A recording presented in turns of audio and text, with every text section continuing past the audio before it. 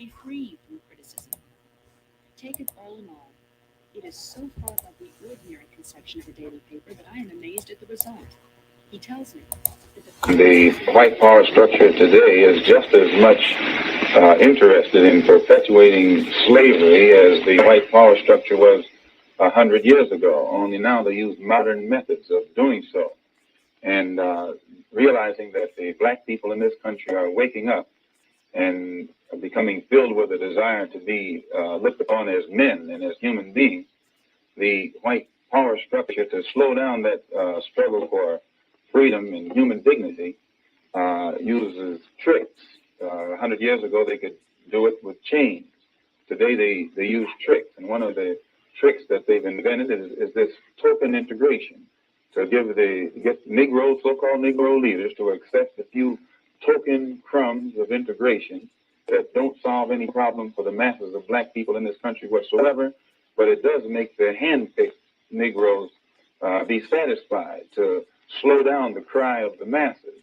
And a good example of that is, as soon as the spirit of rebellion or revolution began to spread among the masses of black people in this country, and they began to take an active part, and they showed that they weren't confined to this nonviolent approach, then the government or the power structure began to sit up and take notice. And now, as you said earlier, the president is talking about new legislation and to put it, take it out of the streets and put it back in the courts. Well, as long as it's in the streets, it's in the hands of the masses of black people who will not compromise or who cannot be bought out.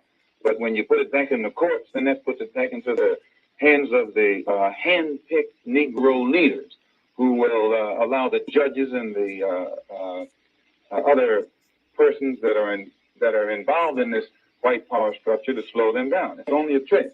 And as long as the masses of black people are involved in the struggle for freedom, not integration, but freedom and respect as human beings, respect as men, and show that they're willing to die to be respected as men, then the power structure sits up and takes notice. But as long as this mass element is led, and when I say led, I use led in quotes, actually contained by Uncle Tom Negro leaders who hold them back, who tell them turn the other cheek, and things like that, then the white power structure isn't worried at all. They're only worried when they know that the masses of black people are ready to explode, and then exploding it will destroy some of the furniture in their house, and then they react accordingly. Ms. Marcy?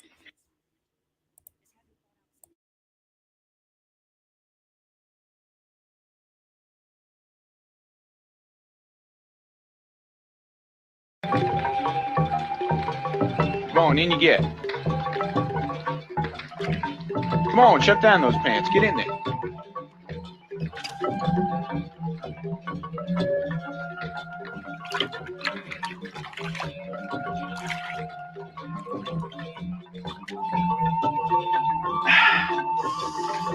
It's hot, boss. Get down in there. Come on. Papa, that Brian awful hot. Gotta be to toughen his hide. You reckon he could soften him instead? It's all right. Just so it ain't boiling or scalding. Them old Romans always salted their fighting slaves. Can't stand it, boss. How many hurt? You stay there. You got skin like a sucker. Any champion bug can tear you open. Damn.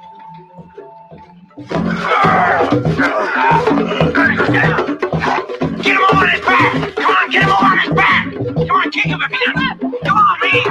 Get on top of him! Get on, trying to set me! Get your arms around him! Pull him down! Come on, flip him over! Go ahead, man. Throw the water. Come on, hurry up.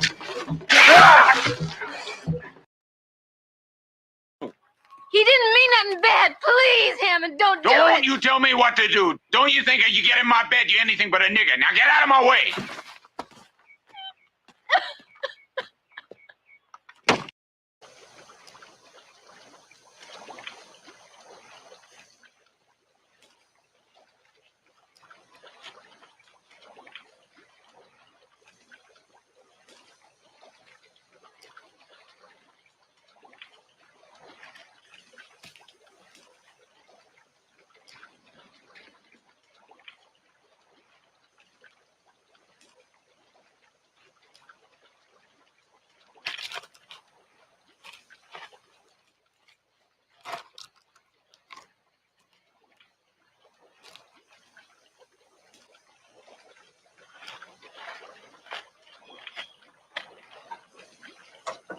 That's enough.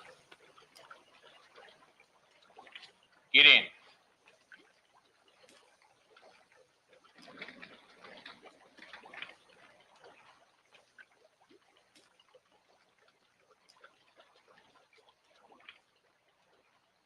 Get in. No, Massa. God damn, get in there! Massa Hammond.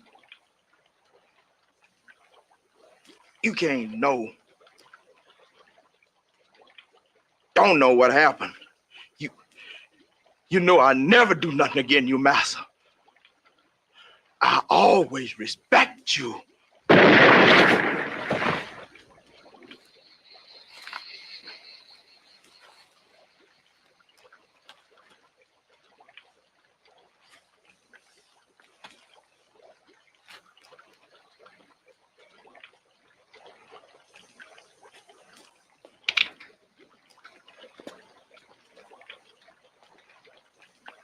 I didn't think he was somehow better than a white man.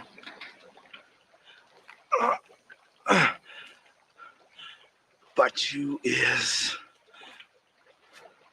just white. What?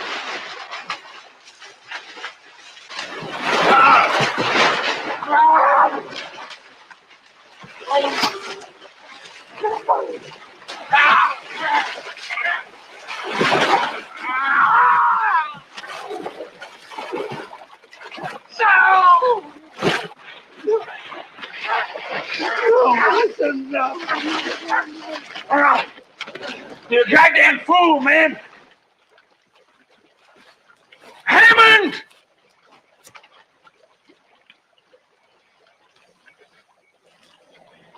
Put it down, man. No, Massa, no. No, Massa. No, don't come any further, Massa. Put it down! Don't come any closer, Massa, please. Please. You crazy nigger! Drop that gun, you loony black bastard!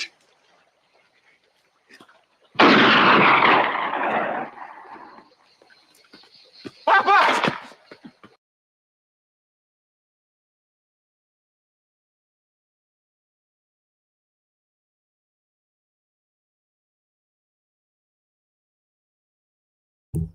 What is good, my people? We are live back again with another live broadcast on the forecast. I'm just saying, well, I just came on here to say what's up to y'all. You know, I ain't gonna be on here too long tonight. You know, first of all, I want to appreciate everybody, you know, for showing me love. You know, for what, you know, the last thing I put up, you know what I'm saying? I appreciate that, you know. So I definitely, you know, keep it going. So I definitely wanted to thank y'all, but this is my only chance probably to go live this week. So, you know what I'm saying? That's why I wanted to come on here. I know it's pretty late, so I ain't gonna stay on too late, you know. But I did want to mess with y'all a little bit. And I know my brother Bakari is gonna probably run from this one, and a lot of y'all. So, you know, and let me say this is no disrespect to like any ancestors or nothing like that, but you know, I just mess with y'all about this whole Booker T. Washington thing. So, you know, I want y'all to come on here and like prove me wrong about this, you know what I'm saying? Because really, I'm just messing with y'all. But, I mean, talking about y'all arguments. All right, so before I do that, though, I want to show you something a little bit more serious before I get into that. So let me because speaking of Booker T. Washington, right, and this is why, you know, the medical thing is important, you know, and like when I talk about the medical thing, that's going to be a little bit more serious, you know. Hopefully we have people to come on and talk about their stories with the medical field, especially like, you know, Black women in the medical field. But I just want you to see this, you know, the director of the CDC, you know, says the Tuskegee experiments were, you know, pretty much voluntarily, you know, they did it. People volunteer for their own benefit of it. And, you know, like everything was all good, you know. So let me play some of this video here. Public health Service would never have agreed to do this study in the first place. They wouldn't have dared. If they had been white, somebody would have said something before now because everybody knew what was going on. It wasn't no secret. But because they were black, nobody cared. Well, now you're trying to push the blame off on me and the fine doctors who did the best we could with the choice you gave us to make. /studies that we know of at the time. Infused with my bad, y'all. My bad. I should have had this one set up.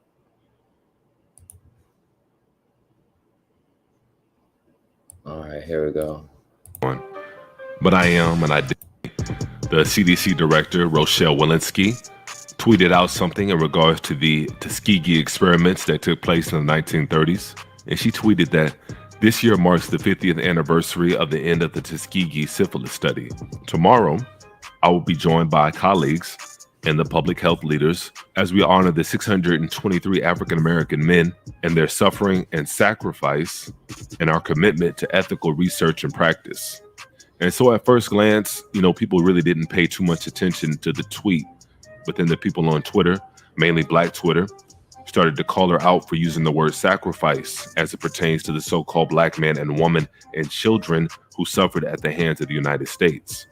And so for those of you who are not familiar with the Tuskegee experiments, you should be, but if you're not, it's probably one of the worst experiments /studies that we know of that was done. Right, and I'm sure a lot of you heard about the Tuskegee experiment and and all the things that they did to these brothers and then their families that got involved. But I want to skip ahead a little bit. But no, not at all.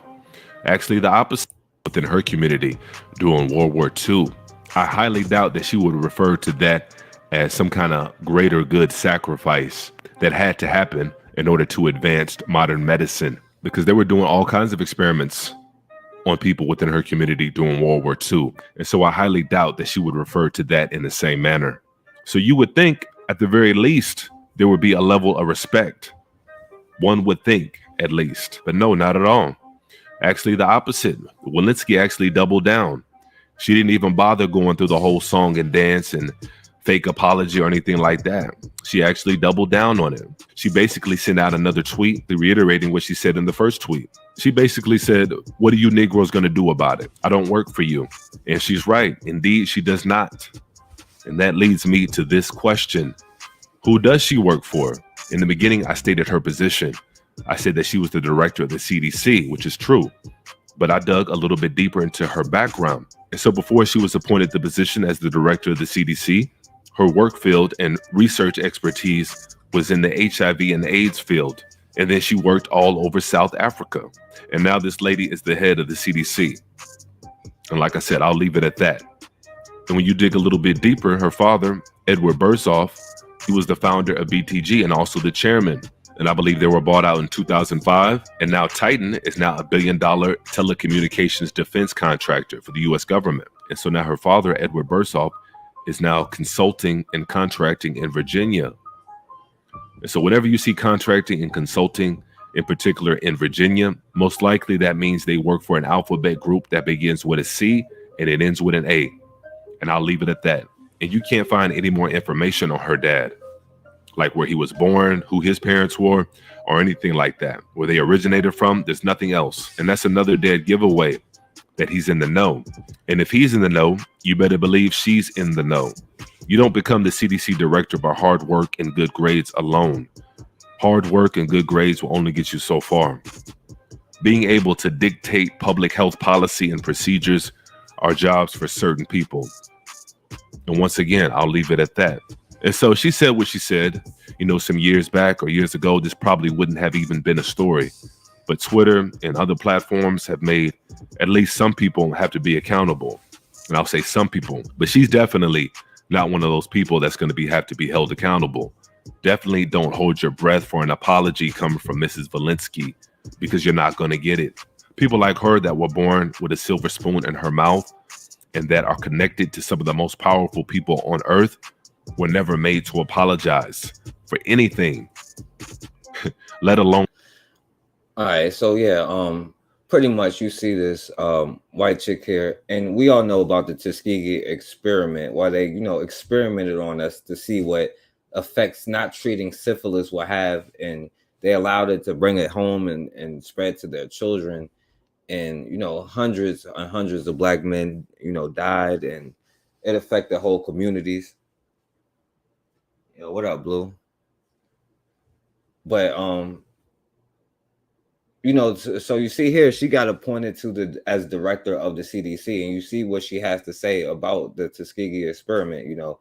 And this just goes to show, like, of course they're going to appoint people like her, you know what I'm saying, to these positions, because it's not about what you know. A lot of times they really don't know nothing. It's about family ties and carrying out certain actions.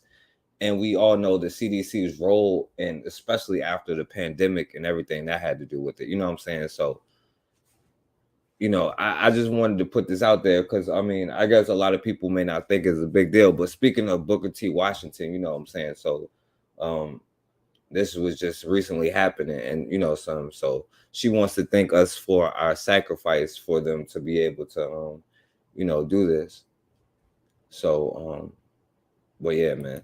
So let me go to the next thing, right?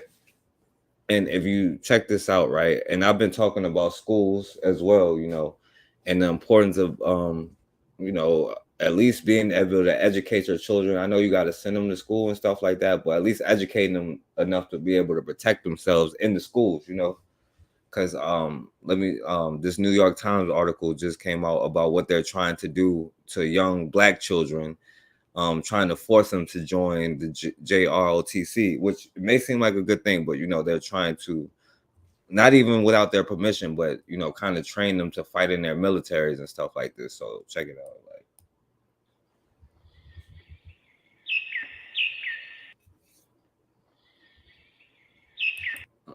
all right, well, you see, my bad. So yeah,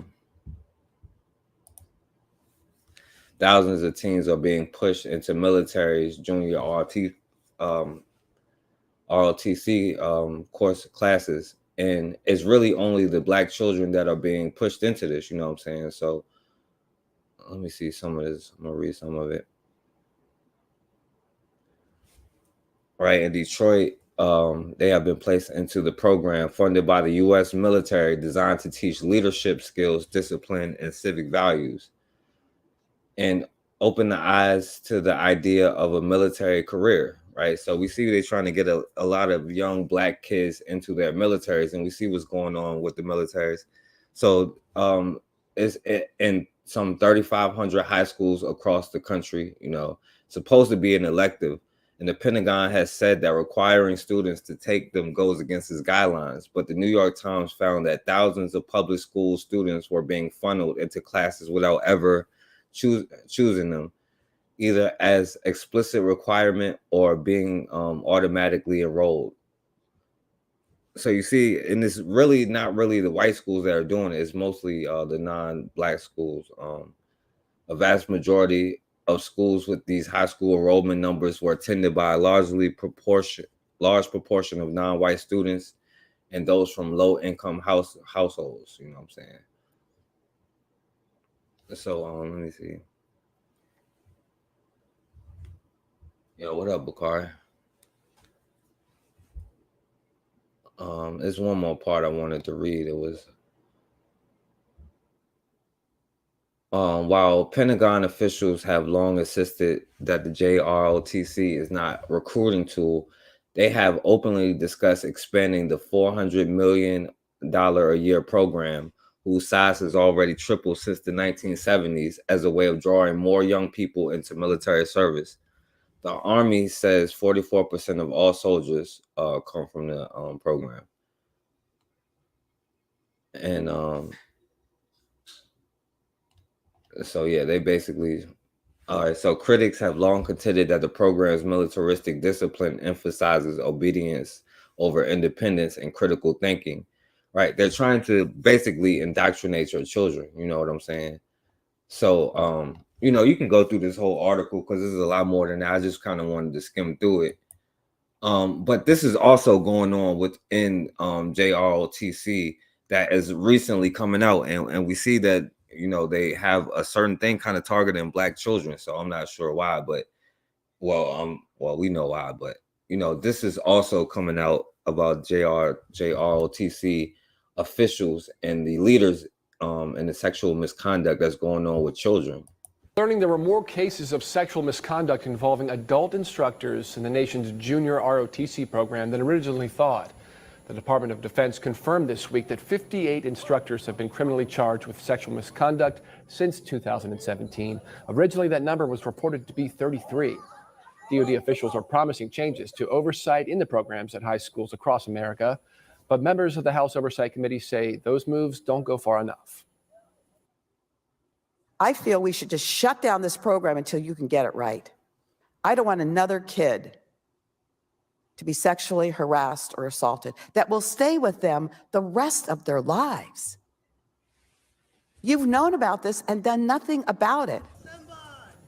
The JROTC program includes more than 3,500 U.S. high schools and more than 500,000 students. Yeah, so listen, man, you might want to be careful about where your children are, you know what I'm saying, what they're doing. And especially with the school programs, because I've been trying to show you how these right-wing groups, you know what I'm saying, because it was something else I wanted to show, but I'm not going to show it about the far right-wing Christians. But they're out here telling you that the schools are the next target, you know what I'm saying? And of course, they're going to recruit your children when it comes to their military and all of these things, but also the things that they're doing to your children. So you may want to be aware about what's going on in the schools. And if you are sending them to them, like at least go up to like the school board stuff. And I'm not going to act like I'm perfect and I do all of this other stuff, but like, you know, like especially if you have kids there, you may want to pay a little bit more attention and at least teach them to be able to speak up and stand up for themselves, you know. But yeah, man. But yeah, what up to Blue, Bakari, Brandon? I appreciate y'all for coming on. But I had to just show something real quick like that, just to show something serious before I come on here. And like I said, man, we're talking about modern Booker T. Washingtons, you know what I'm saying? And I know Bakari probably run from this topic because he defends Booker T a lot, you know. So I'm coming in the spirit of Oughta B. Wells tonight, you know, who is on his neck. Right, because y'all do make a lot of excuses for and look, you know, I do give a pass because the brother was born in slavery, you know what I'm saying? But I'm just talking about the excuses and stuff like that, you know what I'm saying? So let's look at these modern day Booker T. Washingtons. And I know y'all probably get mad at this, but I want y'all to, because I want y'all to come on here and have something to say, you know what I'm saying?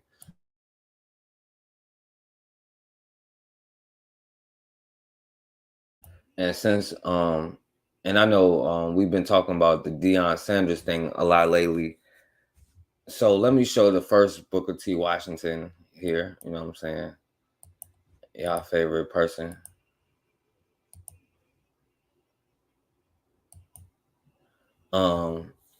So you see here, Charles Barkley donates $1 million to Jackson State after Deion left. You know what I'm saying?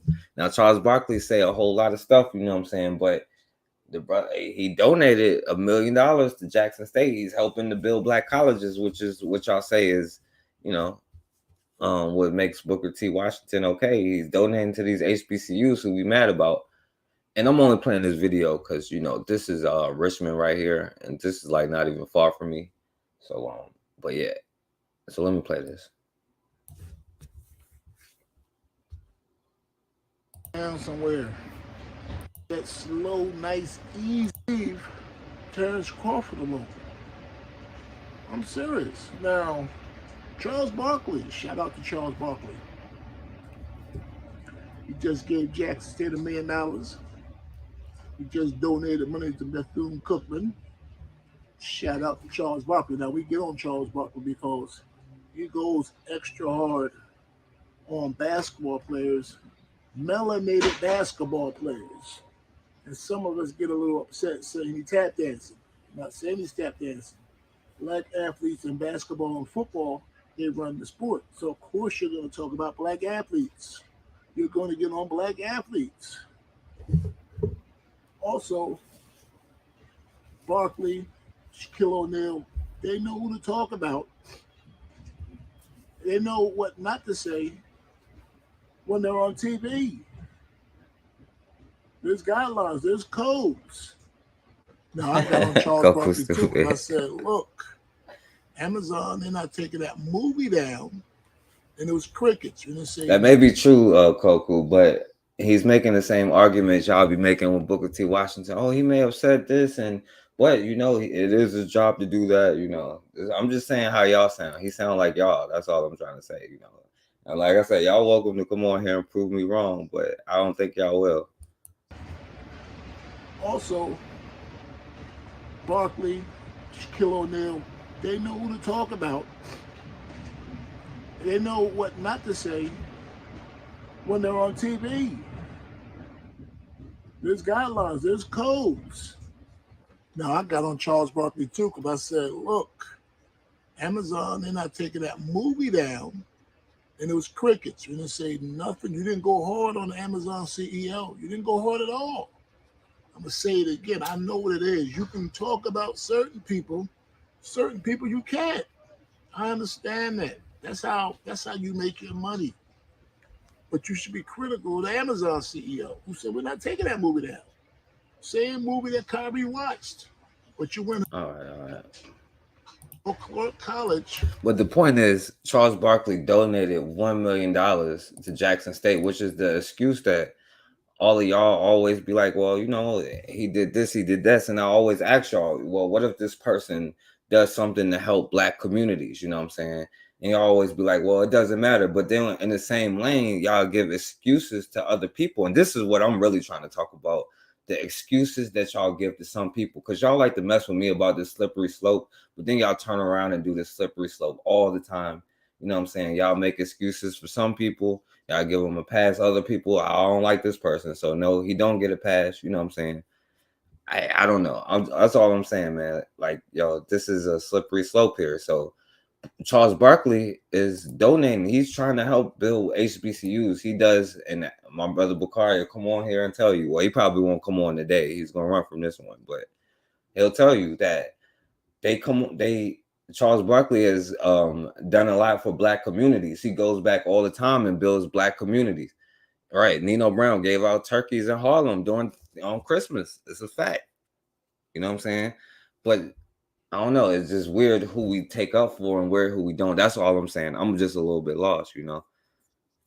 And I'm pretty sure Charles Barkley gives out turkeys, you know what I'm saying, in Alabama or wherever he from, you know what I'm saying, during Christmas. But you ain't gonna give him a pass. So I mean, what is it? Are we talking about? Is it like history here, or you know, do we have certain expectations for certain people, or you know what? You know what I'm saying?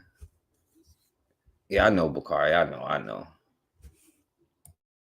Bakari trying to think of a bunch of excuses to come on with how it's different now than then, you know what I'm saying? But none of it gonna make sense. You could take an hour if you want to. It's not gonna make sense, Bakari.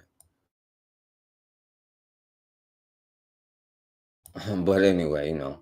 So yeah, y'all can come on here and prove me wrong about this Charles Barkley thing. But hey, look, you know, if we're gonna give Booker T. Washington a pass, I mean, Jesse Lee Peterson could be funding Black revolutionary things. You know what I'm saying? Y'all was saying, well, he had to do this, he had to do that. Well, so does Charles Barkley. He ain't gonna be able to give $1 million to Jackson State if he ain't on TV saying the stuff that he say. Is that true or is it not true?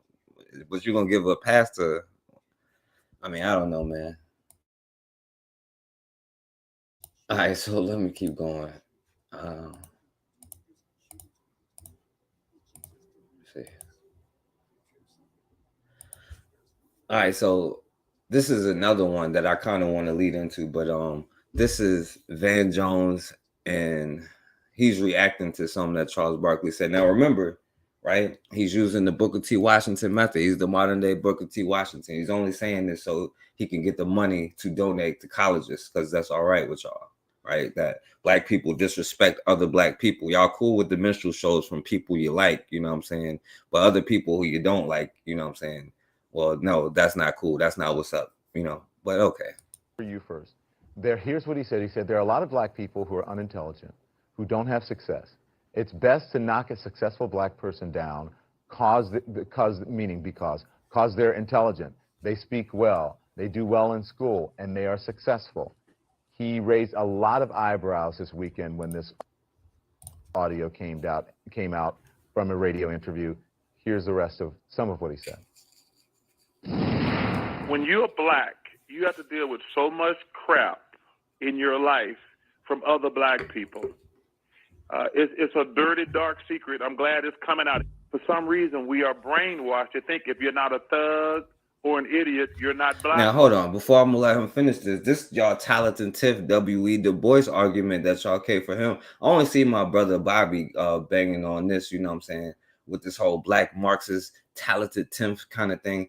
And you know, just to make y'all a little bit more mad, you know what I'm saying, I don't necessarily agree with Marcus Garvey having his little bit of you know, saying, oh, we can't do this for all black people kind of thing. I'm not saying all black people is good and you got to include all of them. I'm only talking about the elitist aspects of, because you're only talking, this is talented Tiff information here. You know what I'm saying? So don't get mad at me. This is stuff that y'all been caping for. So Enough. If you go to school, make good grades, speak intelligent, and not necessarily talented Tiff, but y'all don't necessarily push that. But a lot of HBCU, that's why young people have problems like the HBCU stuff, because a lot of them come out with this elitist mindset. And they be like, oh, us regular Negroes is the reason why they can't fully integrate, because we so, you know, we the thugs, and we and by speaking intelligent, they mean speaking white, because it's not saying intelligent words, it's speaking with a lack of rhythm, you know what I'm saying, that black people generally speak with, you know what I'm saying. But you know, like most black people don't break the law, you know what I'm saying, like let's be real, and that means you're not a good person. Like, if anything, it's morality that's keeping black people in the situation. Not saying you got to be whatever, but you are a friendly and welcome everybody to every single thing. You know what I'm saying? And that black intellectual stuff that comes from like these HBCUs and stuff like that, like that's what I criticize. That's the problem that I have with that particular issue. and don't break the law, you're not a good black person. And it's a dirty, dark secret, Anthony. Listen, I hate to bring white people into our crap, but as a black person, we all go through it when you're successful. Okay, so, Lord. Tara. All right, this is only about Van Jones, this part. So let me skip to Van Jones. Back to the few. Definitely, look. It exists. Okay. There may be other parts of it, and that doesn't happen to everyone, but it exists. And I think Charles Barkley was brave in actually mentioning it. I understand where he's coming from with that. It's real. Look, listen. I see it differently. Look, I don't think African Americans are unique in having some jealous, hateful people in the community. But I tell you, my experience is wherever I go, African Americans are proud that I have an Ivy League education. I've done well. I get a lot of attaboys and a lot of you goes from a lot of people, and you always have a few. But what I am concerned about are the people who overreact to the few and then spread stereotypes themselves about our community. The biggest obstacles in our community are not a few hateful crabs in the barrels. We have big obstacles like a prison system that's out of control, arresting way too many African Americans who do the same level of crime as whites when it comes to drug crimes. We have much bigger obstacles than the crabs in the barrel. I look like it's some dissension between y'all talented 10 people. I think you're absolutely right on that. But I also think that is an entirely different subject. You can mention one thing and not have to mention the other all the time. You don't have to say, let me preface this by saying, I know there's racism. Of course we know there's racism. We live racism every day. So I think Tara has a point. But I in the think he sense, overstated. hold on. I think he overstated. I agree with you. But I think Tara has a sense in a point, to a point here, that you always have to preface it and say, okay, listen, I know there's racism, people, but let me just make this observation.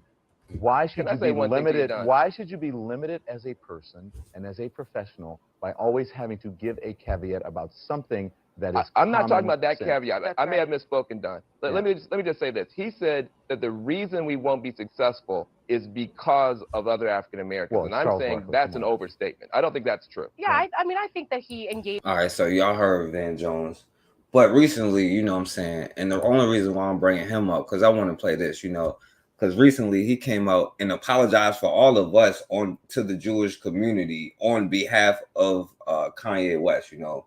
Now, I didn't see any of them apologize for the hundreds of years of anything, but he took it upon himself to apologize. You know what I'm saying?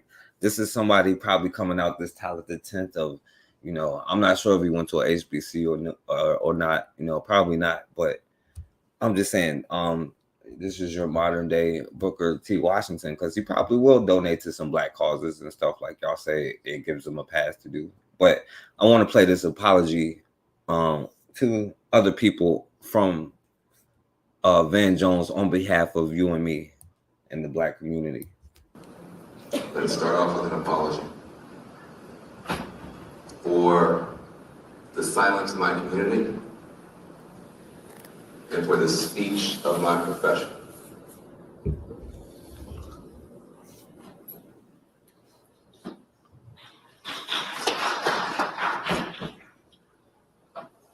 When we were hit as a Black community with appalling anti-Black bigotry. And a lot of y'all, and I want all of y'all who come on here, you know, I want y'all to come on here and make y'all excuses for y'all reasons for y'all accepting a lot of this stuff that's in y'all circles that shouldn't probably be, you know what I'm saying? And your excuses for the Booker T. Washingtons in your circle, because you're gonna get on some and not all of them. But I mean, let's be real. Like, some of us have them in our own circles, and we don't really want to look at them. You know what I'm saying? Or say what it is. You know what I'm saying? But that's why it's like, you know, Van Jones is representing y'all tonight. You know. And racism that the whole world saw on a video. We expected and insisted that everyone stand and roar back against that hatred. And people did. By the tens of millions, people marched in a pandemic by the tens of millions, non-Black people, to say we will not accept this sort of racism, this sort of violence, this sort of hatred on this planet. People marched by the millions. And yet, as this wave of hatred has been building against your community, we have rationalized over and over and over again, responding not with a roar, but often with barely a squeak and sometimes a shrug. As a result, we now have the shock to you, the pain to you, and the humiliation to us of having an African-American icon praising Hitler and Nazis. By the way, I got a question. What's the difference between George Washington and Hitler? One of them speak German and one of them didn't, you know. We act like we don't know where the hatred came from. And I want to say very clearly, when it was a drip, we did not turn it off. And now it is a flood. And I want to say to you, I apologize for the silence of my community. The silence is over. And I want to say to Kanye, who I know, yay, nay. Yay, nay.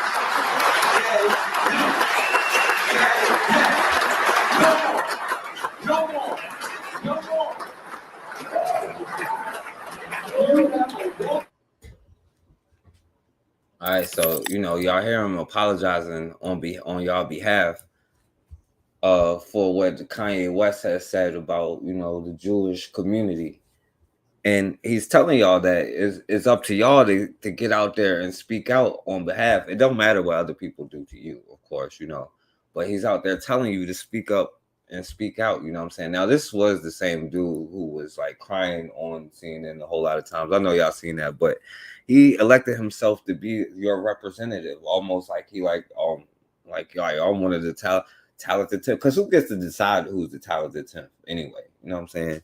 I know 100 years from now we'll give excuses that we won't give modern day times, but well, maybe we do, because I used to say I'm not as hard on the coon, but I really can't say that anymore because y'all is like real easy on them. You know what I'm saying? Even though I'm not hard on them still, but I'm still in the same position, but y'all are really not hard on them. But y'all will make a lot of excuses for them. But this is, you know, y'all boy Van Jones crying the first time.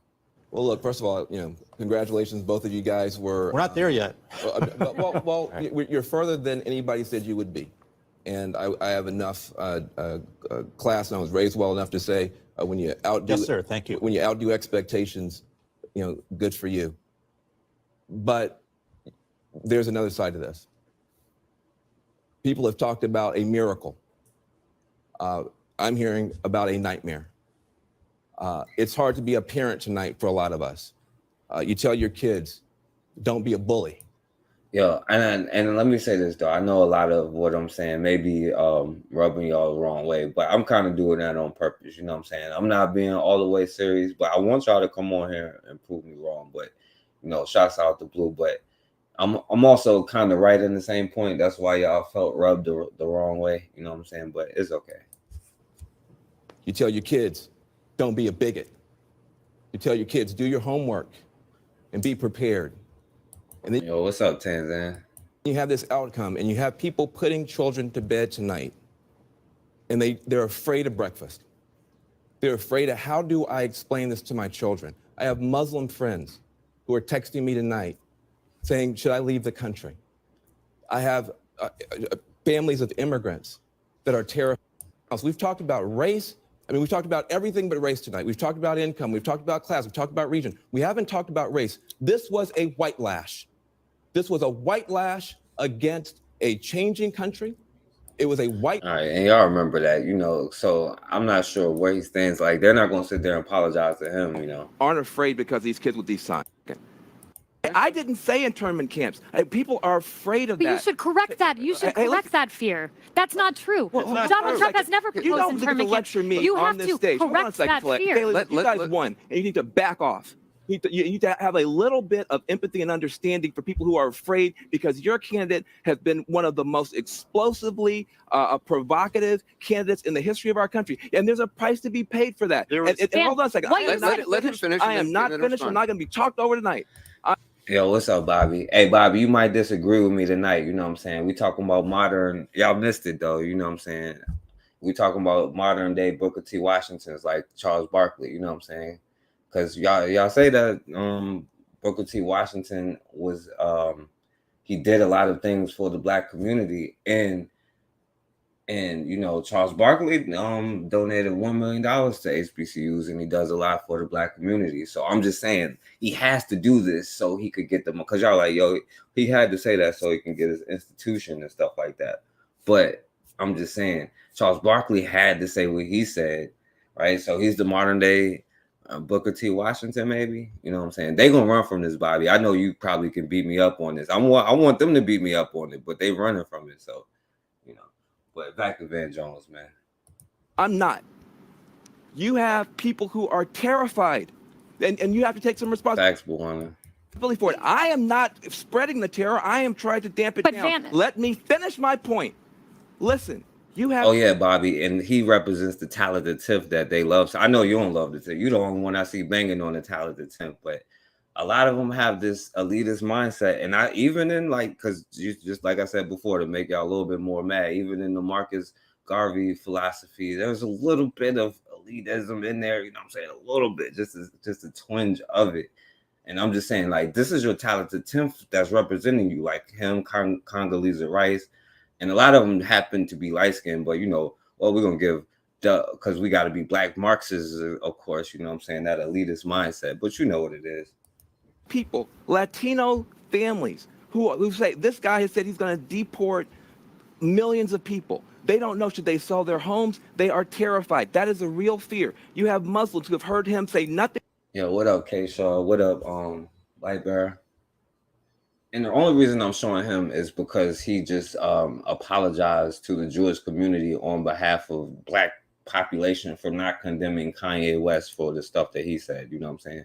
But I just wanted to show him sitting there crying all the time, and I don't know if anybody apologized to him on behalf of anybody. Van, what are your thoughts? It's Cause man, they're not gonna come on here unless I say something. I want them to come on here and beat me up, but they're scared, man. Cause they know what they're saying is a bunch of BS. I used to say I'm not as hard on the coons, but it's just not true. They is way easy on the coons, bro. Van, what are your thoughts? It's well,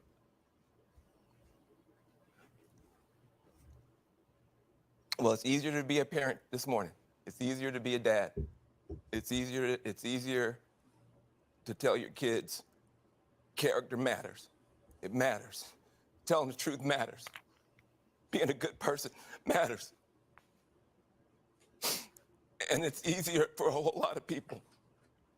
If you're Muslim in this country, you don't have to worry if the president doesn't want you here. If you're an immigrant, you don't have to worry if the president's going to be happy to have babies snatched away or send dreamers back for no reason.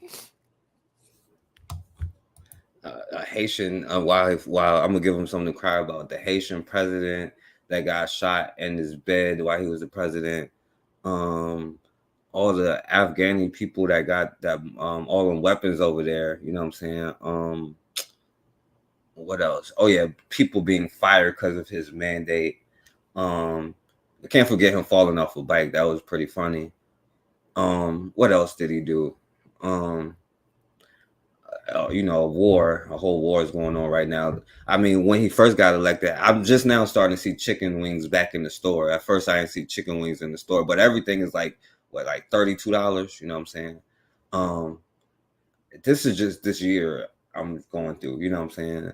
I mean, I'm pretty sure y'all list is longer than me, so I just had to give him something to cry about. It's a vindication for a lot of people who have really suffered. You know, the I can't breathe. You know, that wasn't just George Floyd. That was a lot of people that felt that they couldn't breathe. Yo, and before I let him play this, I'm gonna stop stopping it. But yo, Bobby, that's what I'm saying, right? Because look at this, right? Look at this, my brother. Charles Barkley donated $1 million to Jackson State, right? You know, and maybe he feels that is the only way that he can, and the only way he can get is this economic thing, and saying, well, if black people get lynched, they should just keep their head down and not do anything. You know what I'm saying? On TV. But while he's getting his check, he's going back to his home where it's mostly black, right? Giving to black people, building their communities, donating to Jackson State after Deion left. You know what I'm saying?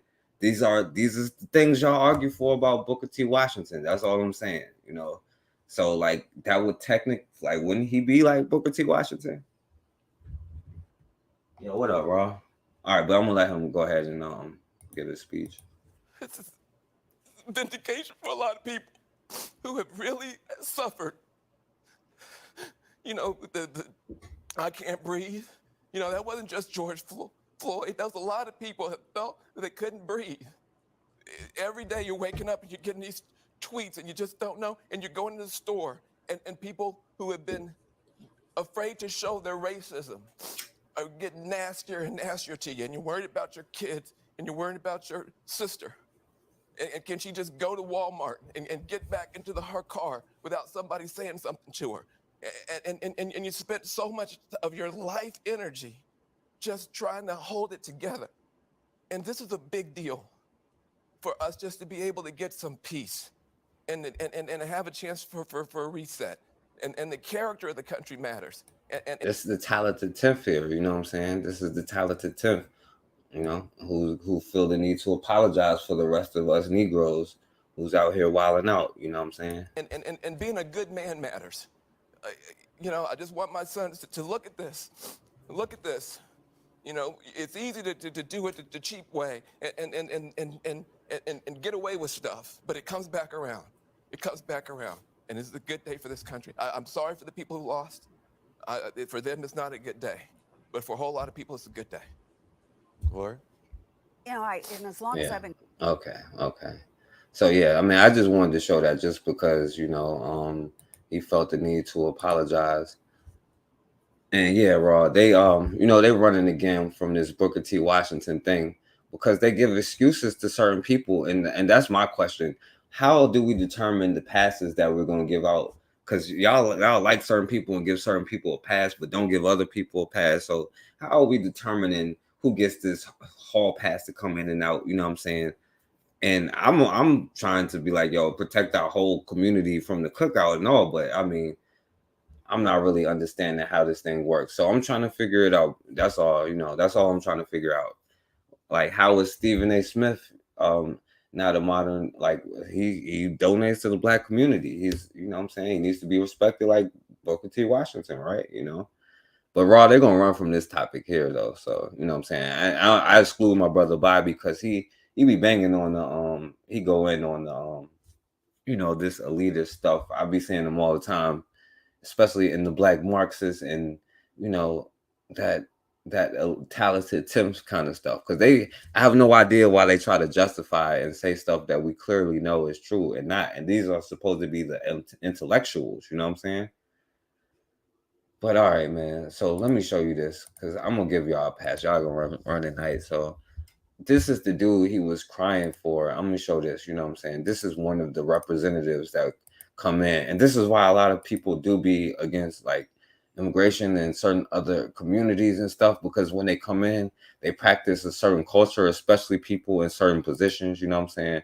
So while he was crying for DACA, you know what I'm saying, and he got it happening, you know what I'm saying, this is what these Hispanic representatives had to say about us and our Black communities. Everyone out there understands, and I know you know this, every leader involved in this scandal, either including the now former council president, they've all resigned or are leaving because of the mess that this has created. Why are you not resigning? I know you say you still have work to do, but other members, the points that the council members are making still today about this whole thing is that they say that the city cannot heal if you are still there. And one member saying that your continued presence on the council is causing severe and ongoing harm. Well, let me say this, Kate, and let me be very clear about this. In a democracy, the voters make the decision, not folks who are in the peanut gallery or political. And let me say this, I'm a little bit ashamed now. I'll speak up for Booker T. Washington if none of y'all are, you know what I'm saying, have the courage to stand on y'all convictions about certain people and not others, you know what I'm saying? I'll make a case for them if y'all scared to do it, you know what I'm saying? Pundits or even my own colleagues. Tens of millions of Americans go to work every single day with folks that they don't like. Because my brother Bakari ran from this one. I'm really messing with Bakari. He ran from this one. But a lot of y'all say that though. You know what I'm saying? Y'all make excuses a lot. You know what I'm saying? And I'm standing in the shoes of the great Ida B. Wells, probably in my opinion, my hero, if I had to pick one, you know what I'm saying, of the greatest Black leaders. But even now I'm not corrupted by her thought. And that's all I'm trying to get y'all to realize, you know what I'm saying? Maybe you don't have to be corrupted completely by a train of thought, you know what I'm saying? Maybe you can like free your mind and just have different things come in. You don't have to follow one thing strictly. You just take the good from things and evolve the bad things if you can use it, and disregard the bad things that don't. You don't have to be like, oh, I'm a Black Marxist, I'm a this, I'm a that, you know what I'm saying? Or necessarily your ancient cultures that you go back to, or necessarily Garveyism or Ida B. Wells-ism. Let's create some new stuff, you know what I'm saying? Because obviously, something has went left, you know what I'm saying? New moves have been made against us. So maybe we should update our information. So that's all I'm saying, man. If y'all not gonna stand up for Booker T. Washington, I'm a little disappointed. I will, But you know what they do every morning? They get up and they go to work. Oh, Bakari in the back. All right, what up, Bakari? Yeah, what's up? Not much. What's going on, brother? I think you be having conversations with yourself, man. You be having long conversations with yourself. I got you. Be saying stuff ain't nobody said it. But answer this question. You said because they donated to a school that make them like Booker T. Washington. Tell me the school Booker T. Washington donated to. No, you said Booker T. Washington you excuse all of the crazy things he said in public because he had a Black institute and he gave back to the Black community, right? No. See, what you didn't do was answer the question. What you said because Charles Barkley donated to a Black school that make him like Booker T. Washington. Yeah, I said name the Black school Booker T. Washington donated to. So you saying I don't know? He probably did. I know, but guess what? You can name the one that he built. You can name the one that he built that is still standing. Mm-hmm. So you saying Booker T. Washington asking white folks for money? You believe in reparations, right? Do I believe in So it? who you? Yeah, you want reparations, right? Yeah, I'm You like was one of y'all. I'm like Marcus Garvey. I'm like, go to the French, go to the German, go to the English, and take what is yours. I'm like, I agree with it, just like No. Marcus Answer Garvey the did. question. Yeah. Answer the I question. said, yeah. Answer the I question. said, Do yeah. you? Yeah, just like So who Marcus would you Garvey, get the? So who would you get your reparations money from? What you mean? Who Like would you get it America? from? You mean like America? Who would you get it from? America? Who? Now, what folks What would you you get mean, it what from? folks? White people? What folks would you get it from?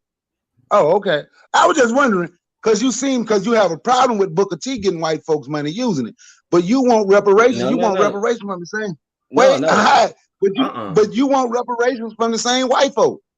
No, I wouldn't go out there and say, "Oh, let them shoot you in the head and don't do nothing about the police," though. You know what I'm saying? Or let them lynch you. No, because that's my comparison. Because I never said that's what I'm saying. You saying because he got white people money, but y'all saying Charles Barkley is a sellout because he took white people money, but he's taking that money to build black communities. Isn't that right, Bakari?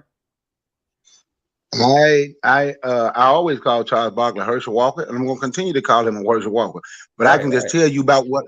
But I can tell you about what I know. Somebody who grew up with him and was showing me pictures of what he did for black folks. Where he from? Okay, right. So you're saying, but that's not okay. So he took white people's money to help build up black stuff. He put $1 million into Jackson State, which you was just mad about. You know what I'm saying about what happened in Jackson State. So he put $1 million into that. You know what I'm saying. So I mean, and by the way, reparations doesn't necessarily have to be, you know what I'm saying, money or whatever. But that's a whole nother conversation. But that's another conversation. Whatever it is, who you gonna get it from? Whatever it is, you're who gonna got take to it give it from. to you? You're gonna take it from the No, people. I know y'all don't say that. Y'all reparations people don't say we gonna take. See, now you're trying to switch up your argument. No, you're gonna have to take it. Yeah, you're gonna get it by taking it. Yeah, you're gonna get it from the people who committed crimes against you. Now watch this. So now who agreed with Booker T. Washington saying oh my goodness. I told you have forecast, you absolutely have conversations with yourself. I agree with Booker T. Washington what he did for Tuskegee Institute. No. I agree Watch with this. Is Booker T. I agree with Booker. Watch this. No, I'm trying to show you a point though.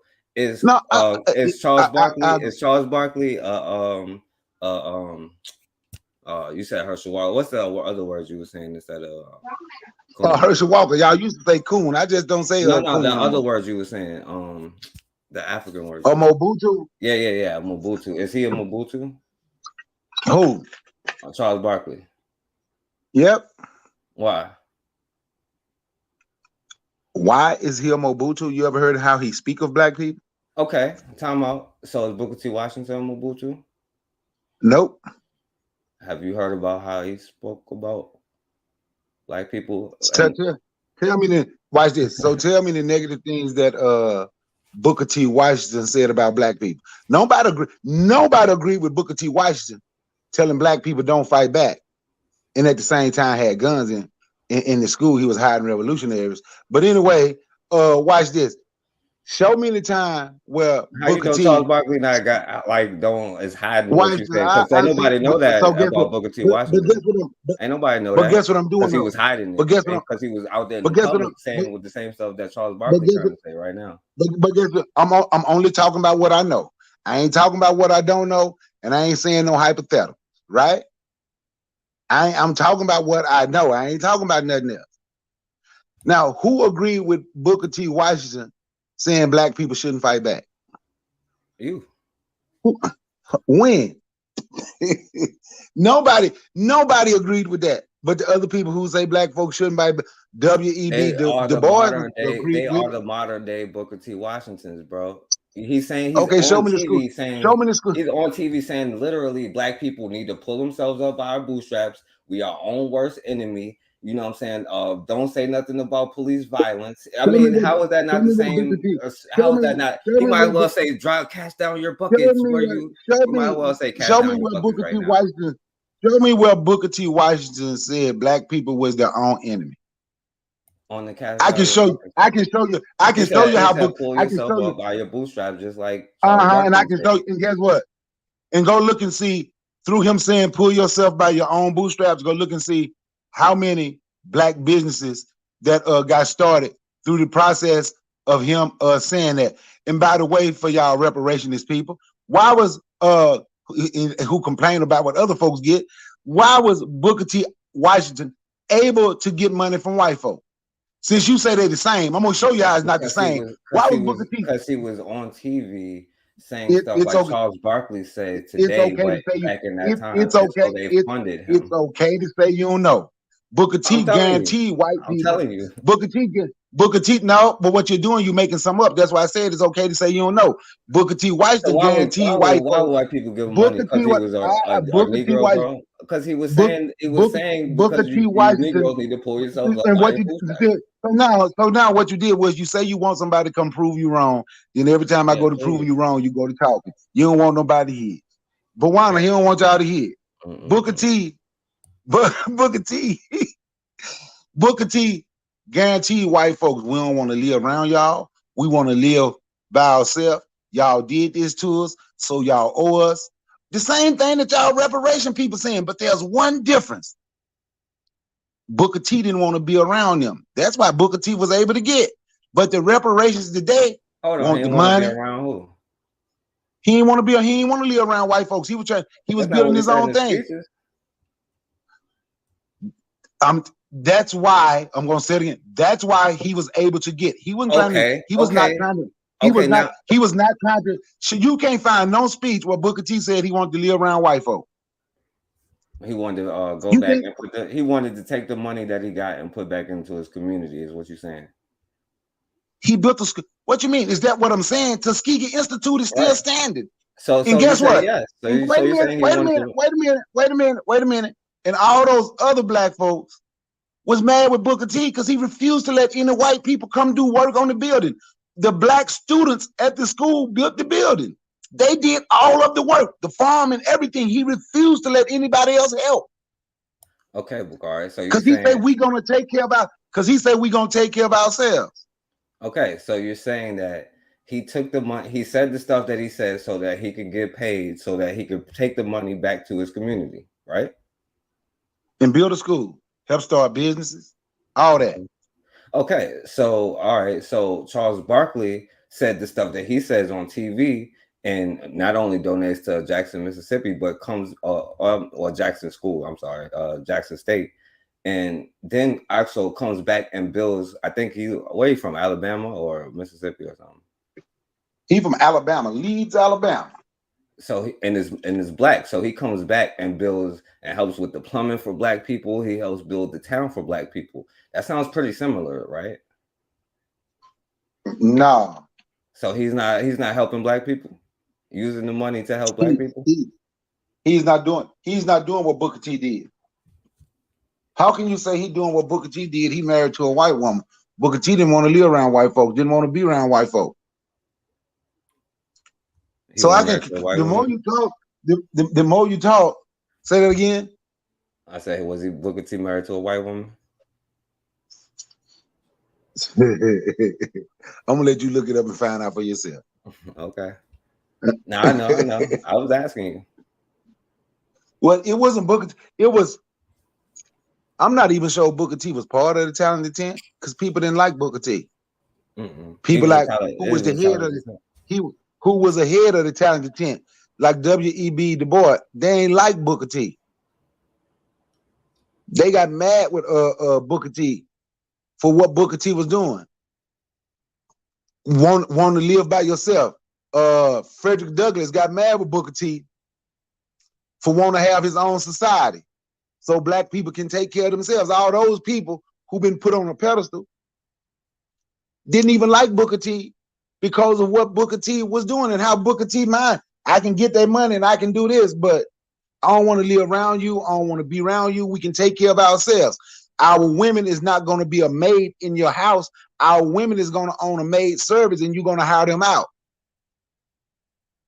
But that's what happened. Yeah, it was also the 1800s, but and Charles Barkley probably would have said the same thing in the 1800s, though. You know what I'm saying? You had a right to say that. I'm saying that all I'm saying is their actions was very, very similar. He said some stuff that I disagree with. Black people saying, and they was on his neck. You know what I'm saying? Bobby said, I think the difference between Booker T and Barkley was Booker T stressed Black self-reliance. Barkley doesn't care about Black people as a community. Yeah, well, I don't know. You know what I'm saying? Because Bakari, you put me on to how he cares about Black people as a community, right? He helped people in his town, people he know. He did. From what I was shown. From what I was shown. Yeah, they said that was Black people. From what I was shown, from people who grew up with him and went to school with him and from that town who we used to work out in the gym together. But for those people in that town, and he don't care about Black people as a community, completely different. Booker T, you don't think Booker T could have got more money to lead Tuskegee? Booker T wouldn't lead. See, that was a bad comparison, forecast. No, Charles Barkley was on there saying, "Cast down your buckets." You know what I'm saying? I was just playing him talking about cast down your buckets. You know what I'm saying? And so he's saying. So what you saying? So what you saying is the people that asking for reparations is basically saying the same thing Booker T is saying. Maybe y'all need to get like Booker T then and promise white Washington people was against reparations, bro. Maybe y'all need to get like Booker T then promise white folks you don't want to live around them, because everybody who ever got something, that's what they did. Promise white folks you don't want their money. Everybody who ever got something live amongst themselves. Promise white people you gonna be self-reliant. Promise white people all that stuff. Then y'all might be able to get. No, Booker T. Washington was against reparations. He was like, you shouldn't, like, he's saying the stuff that you're saying now. That's why I get why you make excuses for Booker T. Washington, why you try to separate the time. It's easy to say 150 years ago, you know what I'm saying? One thing, you know what I'm saying? Like, what you're saying, it sounds good, but yeah, but I mean, did he really was saying that though? Because in his speeches, I'm saying, like, because maybe behind the scenes, but we see what Charles Barkley is doing behind the scenes. That's why I'm trying to tell y'all. You know what I'm saying? Like, because but Booker T didn't do nothing behind the scenes. Huh? Everybody saw what Booker T was doing. Booker T built Tuskegee out in public. No, behind the scenes, he was doing stuff. Booker T built Tuskegee out in public. He helped Black businesses out in public. He made sure when everybody else got mad and white people thought they was going to build a school, he made sure no white people touched the school. Black people going to build their school. Y'all don't need to come here and do this. We can do this. No, I'm saying he did other things behind the scene. Like, did you know he was like keeping records of, like, even though he talked about lynchings, he made sure he got every newspaper and like and clipped out every lynching that he can find, you know what I'm saying, to keep a record and make sure, you know what I'm saying, that kind of stuff was documented, even though he spoke against it, like, but he didn't make it public. This is a lot of stuff he was doing behind the scenes, you know what I'm saying? That's what I mean, you know. But I'm saying in public, like, just like Charles Barkley behind the scenes, a lot of people don't know he's doing stuff to help Black people. He's donating $1 million to help a Black institution, because we say, oh, well, Booker T. Washington has a Black institution. Well, here this brother is helping to keep a Black institution open with the dollars he get for saying the things he say on TV, for saying cast down your buckets and keep your eyes down and don't fight back if somebody try to lynch you. You know what I'm saying? Because that's the only criticism people had, because everybody said, pull yourself, like, do what you got to do. Marcus Garvey said, do what you got to do, but he also disagreed with Booker T. Washington talking that, you know what I'm saying? Charles Barkley and he was very critical of Booker T. Washington, even though he came here. And that's just like you, Bakari. You right now, you're very critical of Charles Barkley, like Marcus Garvey was of Booker T. Washington. So even though that comparison is the same thing, you know? No, it is not the same, because I ain't trying to copy nothing from Charles Barkley. Yeah, I ain't trying to copy nothing from Charles Barkley.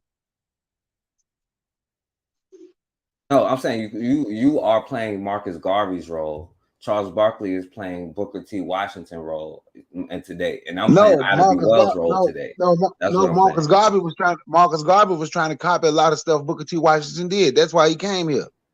Yeah, until he realized, like, he was until he realized that was W.E. Du Bois, you know what I'm saying? But until he realized W.E. Du Bois was on, that's a different thing. W.E. Du Bois is on that Tyler the 10th stuff. That's another thing I was talking about with Van Jones and Tyler the 10th, you know what I'm saying?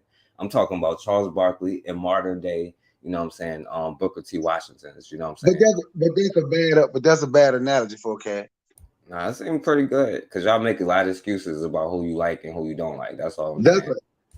That's a bad analogy for a cat. Okay, so what he was saying about lynching, you say you don't agree with it. Was that a Mobutu thing to say? Not to call him that.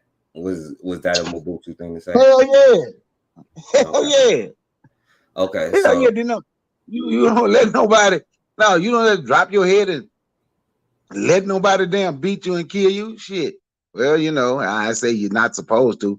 I ain't gonna say you don't. I'm gonna say you're not supposed to, because what we're not supposed to do, what we're not supposed to allow people to do, and what we allow people to do is two different things, right? yeah, okay, yeah, definitely, yeah, and I agree with you on that one. But all right,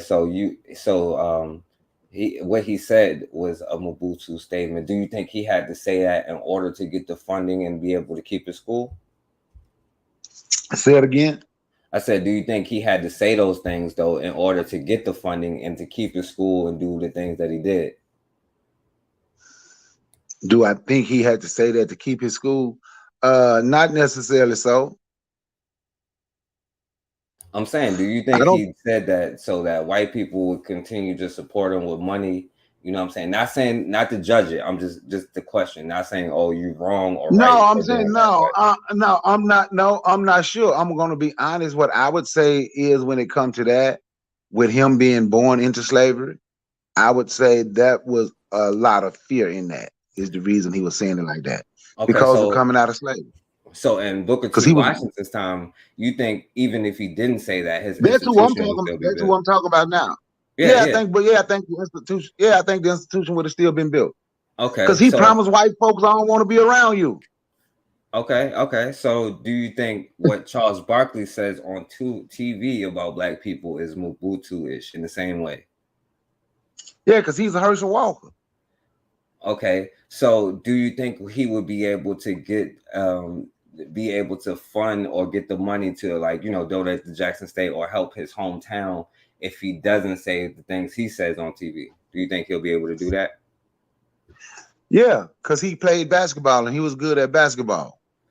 No, because we know he could send out a tweet and get kicked out of the league. Okay, so we know he got to say certain things to stay in the league. Well, I'm gonna be honest. I'm gonna be honest. So how would he get $1 million? How would he be paying? I ain't for sure they'll kick Charles Barkley out. See, because when we talk about everybody who apologized for what they say, when they tried to make Charles Barkley apologize and then did an interview with him, tried to make him apologize for saying Hitler was a great man and a great leader, Charles Barkley said, they can't tell me what to think and I ain't gonna owe nobody no apology. They can't tell me what to think. You had to be a great man and a great leader. I don't think, I just don't think, I think that stuff Charles Barkley say about black people, I think everything Charles Barkley say, I think Charles Barkley absolutely believes. Okay. But that's why they couldn't make him. That's why they couldn't make him apologize when he made this statement about Hitler. He didn't come back like y'all boy Kanye Kardashian and do an interview with the Piers Morgan or whatever and give an apology. He didn't do none of that. He said what? Charles Barkley didn't do none of that. He eventually was like kind of apologizing for that though. Okay. No, Charles Barkley did not. Charles Barkley didn't apologize. He kind of was. If you want to say 20 to 30 years later, he apologized for saying something about for trying to go at Kyrie. If you want to say that's him apologizing, but Charles Barkley didn't apologize. That's why I'm like, why the hell are you gonna sit up there and say he need to, but you wouldn't? He said, oh, okay, you talking about Charles Barkley said Kyrie. Yeah, when he said that about Kyrie, but he wouldn't apologize. Or maybe Charles Barkley is in some secret group where he know he gonna be okay. I don't know. Yeah, I don't know. Maybe he just did it so he can keep his job and you know, so he can have money to donate to Jackson State and the people where he come from and help black causes, you know. Like you know, like Bobby said, like maybe he's a strategic thing to manipulate whites and to, you know what I'm saying, not donate money, but giving him checks for nothing, you know what I'm saying, so he can do this. And you know what I'm saying, maybe he read Up from Slavery, saw how Booker T did it, and went about it the same way, you know what I'm saying? That's all I'm trying to say, you know. Yeah, but I think Charles Barkley want to be white. You listen to Charles Barkley, I think Charles Barkley want to be white. He married a white woman, his white daughter married a white man. I don't think Charles Barkley helped people that he knew, according to these people. Like I said, I ain't from Leeds, Alabama. I can only go on what they told me and on pictures that they showed me. And they showed me pictures with them in Barkley. We used to work out in the same gym. And they even talked about the stuff he said on TV. But they just said how when he come home, how he helped the people that he knew. And yeah, that sounds just like what y'all be talking about Booker T. Washington. Oh yeah, well he said what he said in the speech, and we against what he said, but he used it to build the institution and to help the people that he knew. Oh yeah, we know it's the same thing. So we get it. I'm quite sure Booker T didn't know every child that would come, all those young men that was coming to his school. What you said? Booker T. Booker T walked from Virginia to Alabama. Yeah, I mean it was a different time, but I'm saying I'm pretty sure that Charles Barkley don't know everybody going to Jackson State, but he still gave that money to them, right? But you just talked about his home in Alabama. I said he helped people that he knew in Alabama. Yeah, he donated some money to Jackson State in Alabama.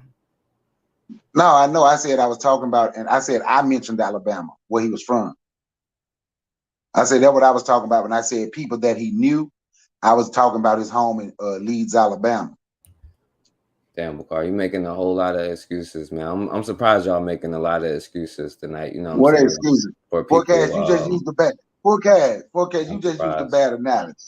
No, I didn't. I used the perfect one. It's the modern day Booker T. Washington. You know what I'm saying? Now, you know the better analogy you should have used, Forecast.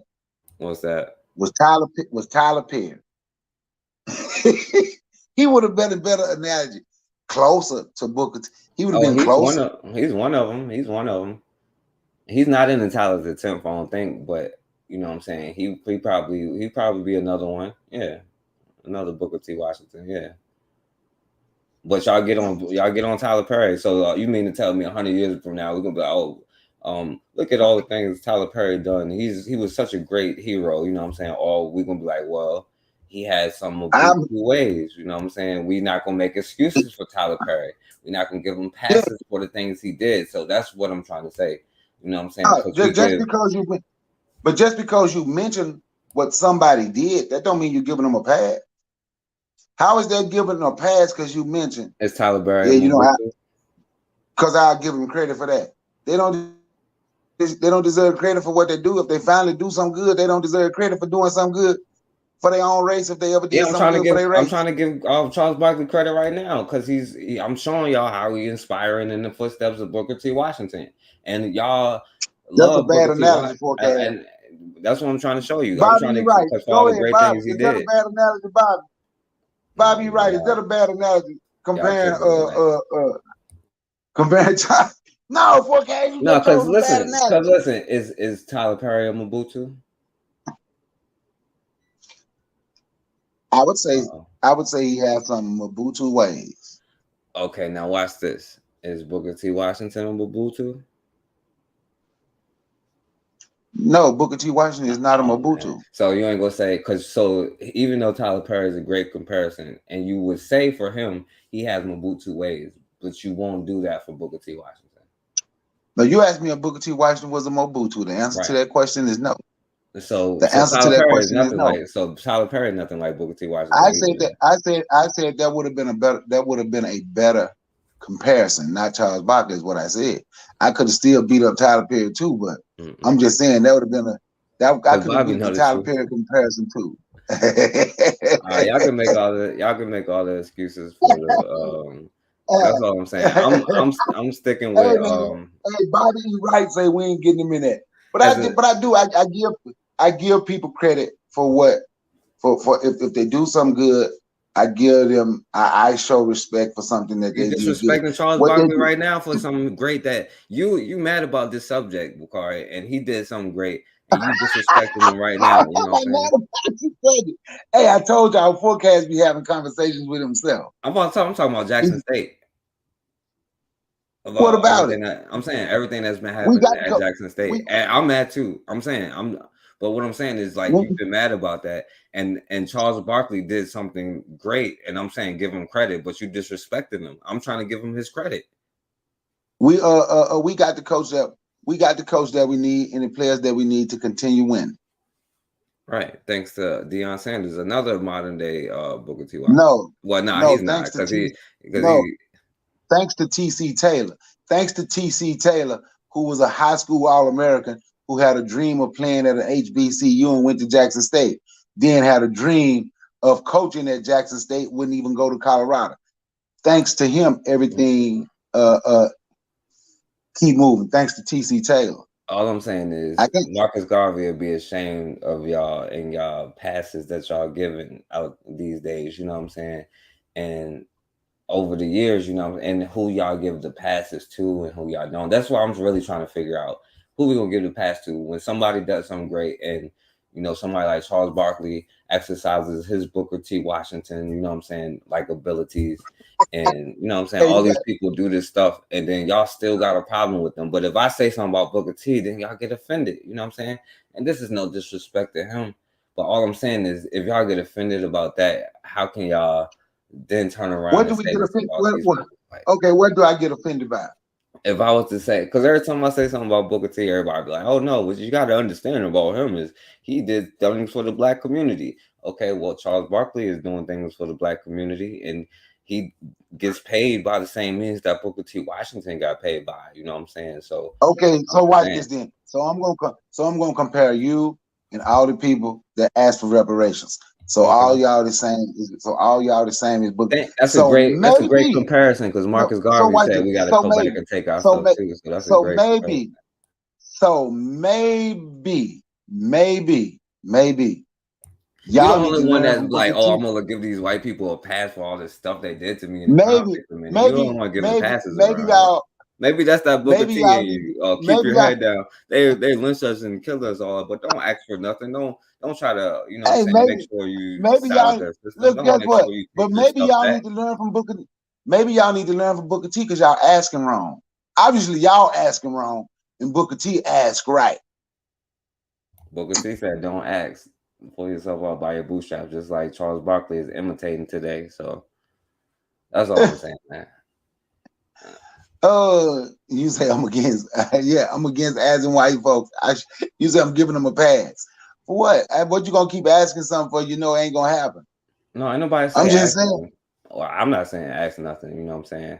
And I'm not saying just money either. But no, yeah, they're definitely gonna have to pay for the crimes they committed. Absolutely. You know what I'm saying? You're gonna have to definitely take your stuff back. And yeah, they definitely going to have to pay. You know what I'm saying? One way or another, you know what I'm saying? But we're not gonna get into that, or you know what I'm saying, because that's a whole nother conversation, you know, because that's a whole nother conversation that we probably don't even need to have on YouTube anyway. Yeah. if you think about it, that's something we don't what need to have on YouTube. Yeah, because I ain't want to take it too far, you know what I'm saying? But speaking, do you want to say something about the talented tip? Because you failed to defend Booker T. Washington, and I'll defend him for y'all later. You know what I'm saying? I don't even know if Booker T. Washington was part of the talented 10. I don't know. I'm like you. I don't know who named it. I think the talented 10 came from them Poison Ivy League schools. Like W.E.B. Du Bois. I think Carter G. Woodson, I don't know if he went to a Poison Ivy League school or not. But the talented 10, I don't know who created it. Well, I have an idea who created it. But I don't know. I guess that's the top 10% to keep us in check. And really, you see that today. The talented 10 today is these. Majority of the talented 10 today is the mega preachers. The mega preachers is a big part of the talented 10. Then you have the people on TV like that dude Van Jones, I hate when black men get on TV and go to damn crying, letting people just make you cry. But he more like a black boy than a black man. But anyway, that's more like the times of 10 today. Those are the ones that's supposed to keep you in your place. The ones you see on TV, mega preachers, a lot, not all, but a lot of that damn 90% of that damn Congressional Black Caucus, all them just get in your way. And that's why they got to throw you off and scream and go to talking about some damn brown people and people of color and the whole world. They want to, like the dude started crying, he want to talk about millions of people around the world marching when George Floyd got killed. I don't know about them. I don't care how they march, but we need to be marching a different way. If we're gonna march, we need to be doing some. We need to be marching a different way with different ideas. Yeah. And yeah, like I said, the Tyler the 10th, that's a whole nother different conversation. But I want to kind of, and I be seeing my brother Bobby all the time, going in on him, you know what I'm saying? And like I said, yeah, that's what I'm saying. It comes from white people had that, and then they kind of adopted that, you know what I'm saying? And I disagree with that ideology on every facet, you know what I'm saying? The planning, the idea itself, you know what I'm saying? Because I don't think it's the 10%. I think the 90% will pull up 10% up before the other way around. You know what I'm saying? Like, who is get to be in this 10%? Because, you know, Condoleezza Rice thinks she's a part of the Tyler the 10th, and she gets to pick who's in it. And Van Jones and a lot of these people, you know what I'm saying? The kind of stuff they produce, you know, and then their arguments like, yo, it was them holding us back from, it's a, like Bobby said, a radical integrationist mindset. And then the results of it, we've seen the results like Deion Sanders, even though he wouldn't technically be, he would be a modern example of it with leaving to Colorado State to be like, yo, because there's no black coaches out there, so let me leave the black thing, you know what I'm saying? I think the whole ideology is messed up, you know what I'm saying? And I think that, and that's my problem right there with my certain critique with HBCUs, Bakari. And that's what I'm saying. Like, and a lot of young people, because a lot of this talented temp stuff is in these halls. Not to say it's every student or every teacher, but teachers be like, I can't teach real history. They gotta be like, I gotta stick to the curriculum. You know what I'm saying? Like, a lot of the students that get backing and funding, that get on TV and get certain jobs, you know what I'm saying? They have to promote a certain mindset. And that's what a lot of young people see, whether it's true or not. And I think it is some truth in that, you know what I'm saying? That's what we got to address with like HBCUs, you know, and clean it up if we're going to like claim it, you know what I'm saying? You know, that's all I'm saying. But let me see. Let me show y'all because I stopped doing this, John. You wanted to say something before you say? History need to be changed on every level. That is something. But I also think, of course, it need to be changed, but it ain't gonna change until we go to the schools. We can say we need our own schools, but we don't have enough of them yet. And so the schools that our children go to, I caught myself wrong. But the school our children go to, we have to go in there and we have to be willing to force change. You have to be willing to teach our children the truth at a young age. Like I always mention my homeboy, who one of my friends who did, his daughter was in like the 6th grade and had to write a paper on Thomas Jefferson, right? And you know what they wanted to hear about Thomas Jefferson, right? So what he wrote about Thomas Jefferson was he called him a pedophile, slave owner, rapist, and they gave her an F. So he went to the school board, right? Well, good old TJ? Yeah, he gave him an F because he wrote the truth by TJ. And he went to the school board and said, this is an A+. Everything I said is true. I can't remember the black girl now. She was 12 years old, 11 years old when he started messing with her. And y'all was talking about he was in a relationship. That's pedophile, that's rape. That's he went through all that. And the school board literally made that teacher change. They had to change his daughter grade from an F to an A because everything she wrote was true. But you have to be willing to stand up to these people. We can't just say it needs to be changed, but then until we get our own, we got to go up there and be willing to stand up to these people. Yeah, that's her name, Sally Hemings. Thank Bobby, right? Yeah, another dude he was running against office would put him on blast about that too. He was like, "Oh, you having sex with a Negro girl?" You know what I'm saying? They didn't even care about her age, but it was just because she was a Negro. But yeah, that's Because she was a Negro, yeah. And that's the thing. It's like they can write their history. If you watch their stuff, they can write all their foul history, right? Like when you said about George, what's the difference between George Washington and Hitler? There is no difference to George Washington and Hitler to us. They are the same,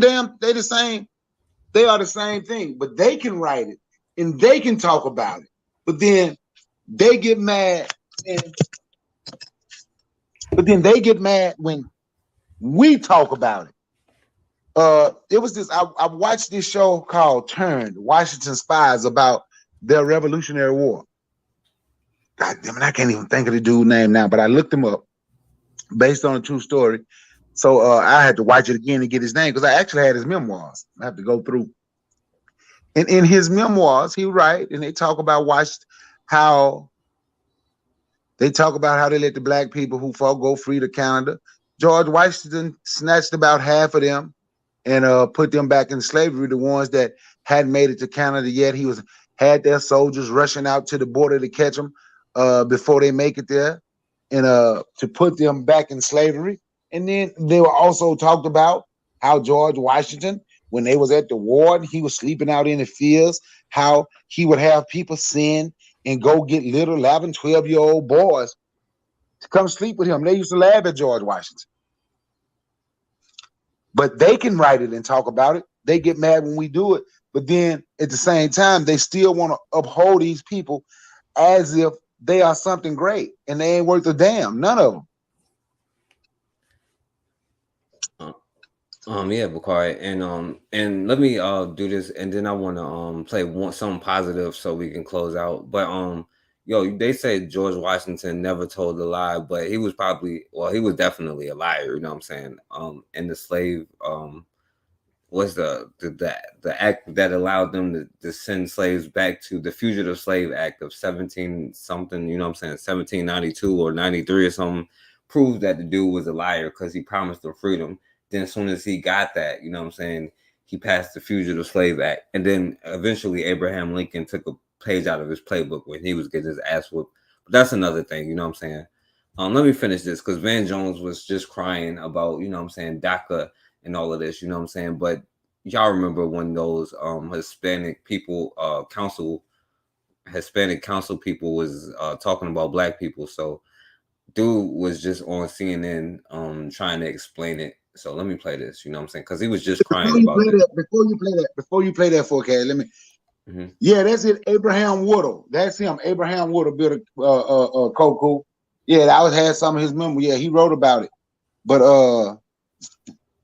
do you remember when they picked up them 300 Mexicans in Mississippi, their governor, and locked them up and sent them back across the border? Do you remember that? Mm-hmm. Oh boy, black people were mad, and I was laughing. I'm like, why am I mad? But black people don't want to work no way. I say, well, it's amazing how when 300 Mexicans got when 300 Mexicans got picked up, illegal immigrants, Mexicans and Guatemalans got picked up. It's amazing how the black unemployment rate in that town dropped a little bit because shit, that was mostly in that town. So now you went from 300 black people that was unemployed to now 300 black people got a job. It ain't the fact that they ain't want to work. It's the fact that y'all could give them and treat them any kind of way, and they ain't gonna say nothing because it ain't enough of them there. Go. I just wanted to say that. Yeah, absolutely. And Bobby said George Washington chased this African woman named Ona Judge from Virginia to New York after she escaped from him. And yeah, I remember that story. There's a lot of George Washington was infamous for having, a lot of slaves escape from him because he was like so cruel. You know what I'm saying? There was a story of a young boy and I guess he was being whatever. And so it was another dude who he tortured and all of this, and then he sent like to Jamaica to be, they sent them to Jamaica to be buck broken. You know what I'm saying? Like they would send him to Richmond, Virginia, actually, to be buck broken, and if it didn't work, they would send him to Jamaica. You know what I'm saying? And a lot of slaves used to run away. He threatened his boy, "I'm gonna send you away like I did." I think his name was Jack something. It was a nickname, but his name was Jack. Like, "I'm gonna send you away like I did Jack." You know what I'm saying? Because he used to just like treat this young boy like crazy. You know what I'm saying? But yeah, that's a whole nother story. But yeah, the difference between, by the way, the differences between them is one speak German and one of them don't. So, but they both dumb as hell. So. All right, let me play this because the dude was crying, but this is explanation about the people we cape for. Make the decision. Not folks who are in the peanut gallery or political pundits or even my own colleagues. Tens of millions of Americans go to work every single day with folks that they don't like. But you know what they do every morning? They get up and they go to work. And they don't have the luxury, perhaps, of some folks do when they want to walk out. I'm here to do the business. Basically, I don't like you niggas, but I go to work every single day. And I'm sorry for saying this word, Bakari. And I got to say, I'm going to say this after. I'm going to say it after because I don't want to keep cutting it off. But you can jump in if you want to. No, go ahead. I'm listening. I want to finish hearing what he's saying. Who he talking about? He ain't got the luxury to walk off. He got to go to work. I want to know who they talking about got the luxury to just walk away. Yeah, that's why I wanted to clarify, because he's a city council member, and he's saying just because I don't like you in words, you know what I'm saying, doesn't mean I don't go to work. You know what I'm saying? So he's trying to justify his comments, you know what I'm saying, about what he said. If you don't remember, a bunch of Hispanics in LA just got caught on they got recorded saying, black children, like making disparaging comments about black children, saying the N-word, and N-words ain't this and that. I think her name is Nori Martin, a council chick in LA, and he's one of the dudes who was on the video, you know what I'm saying? So okay. Yeah, you remember that story, Bakari? Yeah, I remember that. Yeah, so he's one of the dudes who was on the video. And he's saying, it don't matter if I don't like you, I still go to work. So that's where we are now. Business of my constituents. And that's what I've worked for tirelessly. And that's what I'm going to continue to do. I can tell you this, and I want to underscore and emphasize the following. If you don't think I'm profoundly sorry, for participating in that meeting, or for not standing up and shutting that meeting down and shutting down the vitriolic comments from then president of the council, who did eventually resign, that's something I'm forever will be sorry for. And that's why I'm having the constructive conversations and dialogue with folks outside the community. I totally understand, but it wasn't it wasn't just that you didn't stand up. You also took part in the conversation. I mean, in it, you said you compared the young black child of a fellow councilman to being an accessory, like a luxury handbag. Well, let me give this some context, because one thing I really wish that the media did was provide context and sort of, it was much more nuanced, these general comments. Now, I mean, I can play it for them, and we don't need to. I mean, let's play. Then let everybody hear what you said. Here, let me play this. What I want to say. Let's play it. Lo trae así during Black History Month, lo lleva al council y lo pone acá en el, remember, it's an accessory. When we do the MLK parade. Just like when they used to have those statues in plantations. Yeah, like when Nori brings her little yard bag or the Louis Vuitton bag. What this does is. Oh, my bad, y'all. You have said in subsequent interviews, and you say you're profoundly sorry that you have failed in leadership and accepted responsibility. It's just playing to them. They got a delay. Pause. It's just playing to them because I got to look at it so I can see the. You say what? I said, yeah. Now it didn't go past the commercial. It's on the because I got to look at it so I can see the them damn writing on there. That too little. Them letters too little for me. Now you can go ahead. I think it's caught up. It got a little delay. Oh, all right. We're ahead of them. Yeah, go ahead. What exactly was the mistake that you made that you are apologizing for? Well, obviously there was I shouldn't have said what I said because it was actually a comment. I was criticizing actually Councilwoman Nuri Martinez for her penchant for luxury handbags, and it's again, apologetic. I shouldn't have said that, clearly, and I've apologized to Mike Bond and as well as his family. That's something that, I shouldn't have said, and I apologize for that. It was my inartful way of criticizing then Council President woman Nuri Martinez for her penchant for luxury handbags. Before I let you go, I did want to ask you, because you're on tape making fun of a colleague's young black child when there's a racist conversation that's occurring. That colleague, who's a fellow Democrat, now still considers you, and his words are, a vile racist, is how he puts it, Councilman. You've been absent from the committee since October. And he's not white, by the way. He's Hispanic, or who the dude referred to as racist, because you have no friends. Let's be real here. Council meetings have been shut down multiple He's one of the times. brown people. Yeah, the black and brown, you know what I'm saying? We already know black and yellow, hurry up and buy. Black and brown. Oh, yo, what was that song by Tiger he put out? They got mad at? I forgot. But, I caramba. I caramba. That's what I say. That's what I got to say to do. I caramba. Due to community members protesting and the committee not being able to operate, the council. And then last week you got into a physical fight, no matter who started it. And I know there is video that has come out to show how serious the altercation did become. But you got into a fight then on Friday with an activist. If this was anyone else, would you say that the person I just described is serving their community well? No, let me say this, Kate, that's not the person who I am. Let me underscore that. I have a body in a history of progressive, policies that have improved the human condition for all individuals, regardless of who you are, regardless of where you come from, regardless of the color of your skin or your legal status, or who you love or which God you pray to. That's who I am. I've made California a 100% clean energy state. I was sued by the Department of Justice under Donald Trump. That's enough of this, but let me play this real quick, because before no forecast, remember they on a delay. You talking over it now, it's on a delay. All right. This is long. I'll tell you when, because I'm watching it too, so I can see the chat. All right. Well, I'm gonna say this, it's about to catch up now. Because when you do that, it's like a 5-10 second delay too. It's a long delay. Yeah, I don't know why it's doing that. Let me look on my phone. But only reason I'm playing that is because while this dude, before he can and the talented tips say they can speak for us, you know what I'm saying? And look, like I said, man, this one is not to be taken too seriously, even though it is a lot of truth. And Bakari kind of proved the modern day W.E. Du Bois's. And this dude, the modern day talented Temps, you know what I'm saying? We just regular. I'm just a regular brother out here. I'm like out of be well, trying to continue the legacy, you know what I'm saying? So we trying to call all this stuff out, you know what I'm saying? But the only reason I'm playing this video is because this is who this dude was just crying about. So let me play just some of it. Telling the truth matters. Being a good person matters. And it's easier for a whole lot of people. If you're Muslim in this country, you don't have to worry if the president doesn't want you here. If you're an immigrant, you don't have to worry if the president's going to be happier to have babies snatched away or send dreamers.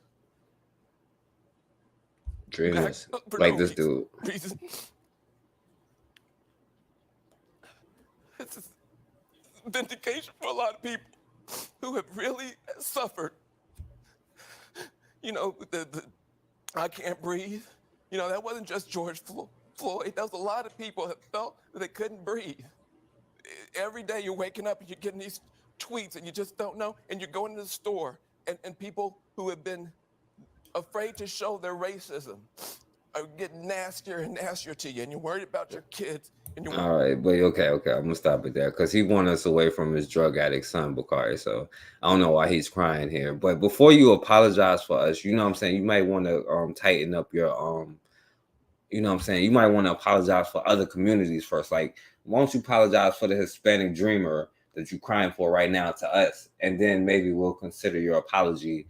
And this is to talented Temps out there, you know what I'm saying, and he's your representative tonight. So it is what it is. You know what I'm saying? Just like Charles Barkley is Bakari's representative for Booker T, he's your representative for the talented Temps tonight. You know what I'm saying? So it is what it is. Y'all can make all the excuses y'all want, but y'all can distance yourselves if y'all like to, you know what I'm saying? But if we was living in back in the day, it's easy for us to judge him and his talented Tim, but I know a lot of black quote unquote scholars and intellectuals and these people who think that they are the talented Tim, you know what I'm saying? Because how you define talent? Does it include the football players? Does it include the regular school teachers that go to work every single day, right? Aren't they the talented?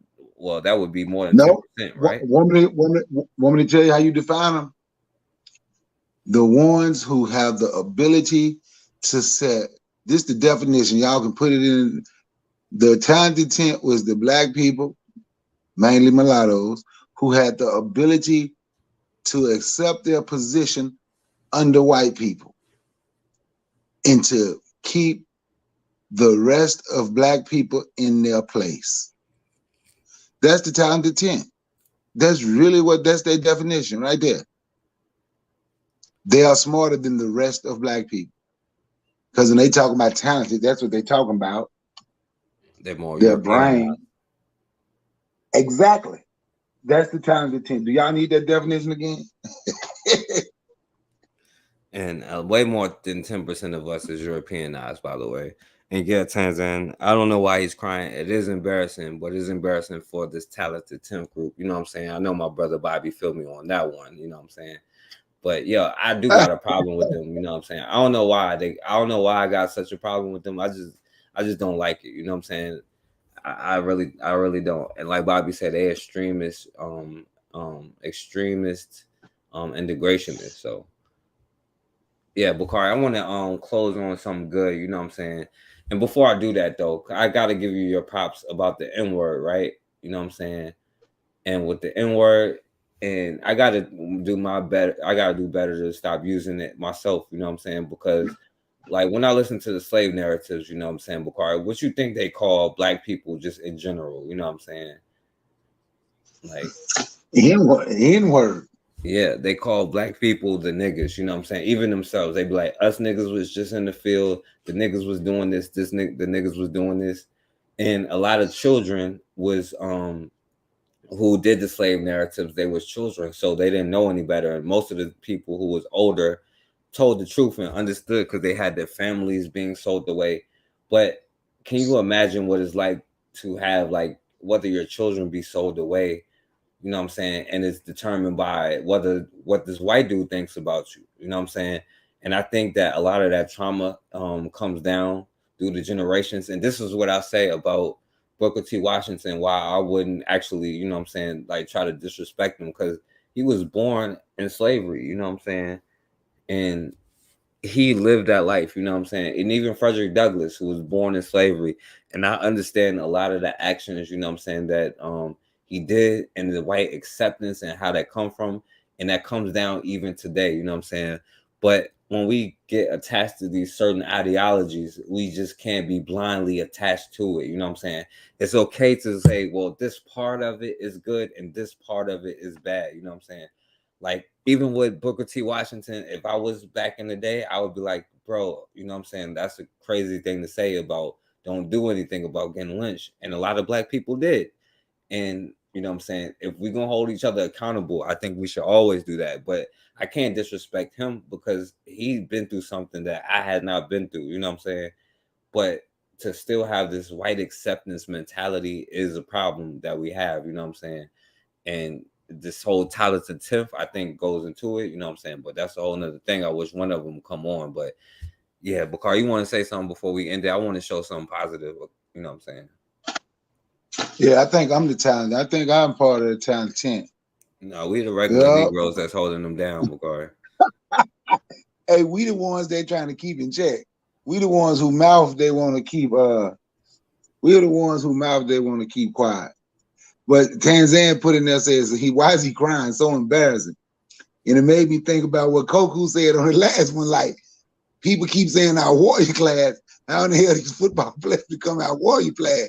And it made me think about Ryan Clark. Because Koku, he's most definitely right. He is right. But Ryan Clark, this big, strong safety, Super Bowl champion, possible Hall of Famer, sitting on TV crying, I raised my sons wrong. I told him racism was over. My son, because a white woman called his son the N-word, and the owner and the manager of the restaurant just took her aside, and I raised my river. Why didn't do him any justice? And people on there, that's okay, brother. We got you. That's so like, what the hell? How can people, man? People shouldn't be allowed to make black men just cry like that. Yeah, I'm just saying, man. Wait. You remember I did that video forecast? I think you was on the panel. Mm-hmm. His son go to school in Arizona State, and see, that's something we don't like to talk about when we send our kids out to places like that. But you understand what I'm saying? You remember that forecast? Yeah, I remember.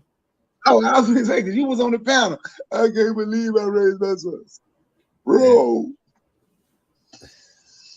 Yeah, I remember it. Yeah, and that's the thing, but that's the thing about and I get why people do say that a warrior class. You ever been to a football thing like the Redskins started training in Richmond, and I went with my family one time, and the players, and this was when RG3 was here, you know what I'm saying, and playing for the Redskins, you know what I'm saying. Like now, even RG3, and he looks small on TV, but RG3 is like huge, you know what I'm saying? Dude, big as hell. And you see 300-pound dudes running like fast as hell, you know what I'm saying? Like, but they literally have them bowing down crying, you know what I'm saying?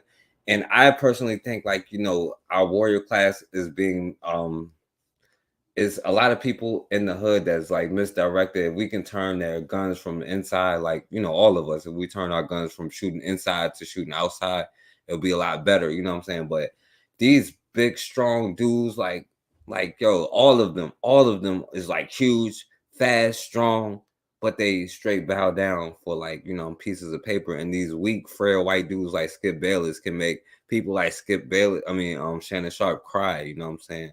And he won't do anything about it, you know what I'm saying? And that just shows you the weakness. But if we can see that as people in our own community, what do you think the world sees? And why do you think the world continues to do the same things that they do to us, you know what I'm saying, with no hesitation, But Yep. You remember this big dude, damn it, D-Tackle. He was one of the best. Signed that big $48 million contract with the Redskins and ain't practiced since. That motherfucker, he got that money and didn't care. Hainsworth, I think. Yeah, Albert Hainsworth. He married a white woman. You know what he came out and said a few years ago, right? Yeah, I seen that dude in person too. Yo, he huge. Yeah, he about 6'5", 6'6", about 330. But you heard what he said about that little white woman he married, right? She's abusive. She like to fight me and call me the N-word. Yeah.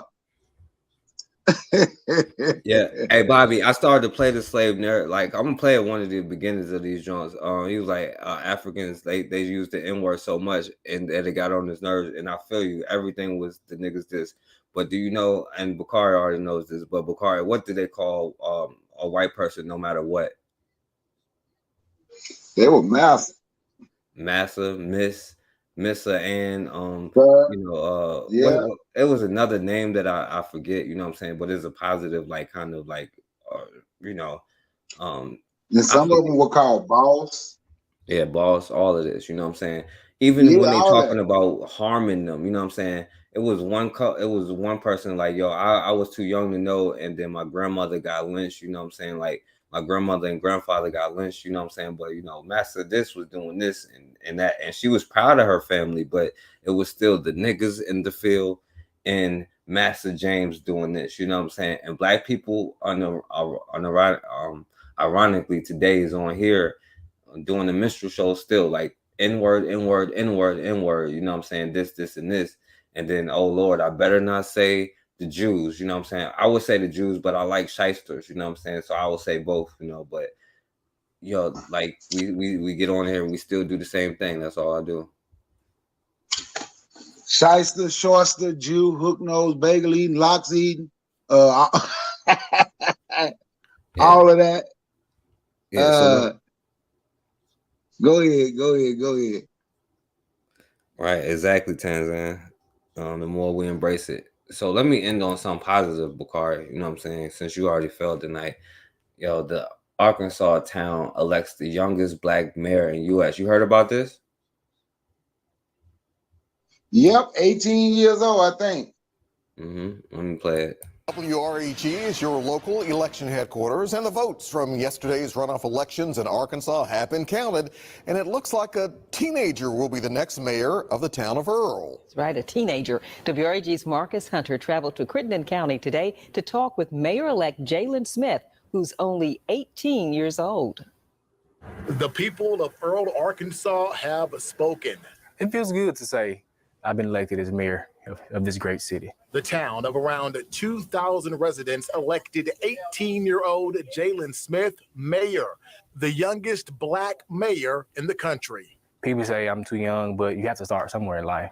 You know, I didn't want to wait till I was 30 or 40 to run for mayor. I want to do it now. Smith says his top priorities as mayor, addressing abandoned buildings, flooding, and other problems. Earl has potential. You know, I want to come back home, you know.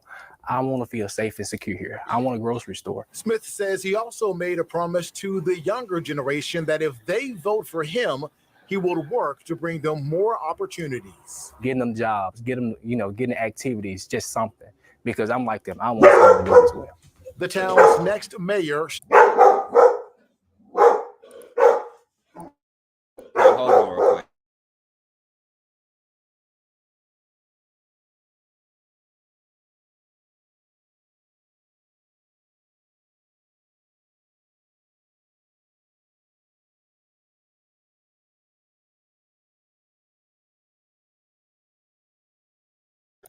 Hey, Bakari, say something real quick.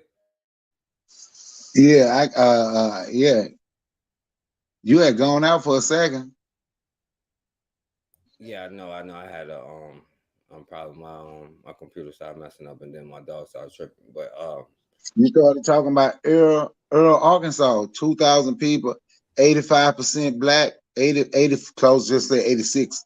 That's good. They voted that young man in. Hopefully that young man can get all the support that he need and do big things down there in Earl, Arkansas. I don't know what Earl is, but and the reason I say that because the part of Mississippi I'm from, Arkansas touches the part of Mississippi I'm from.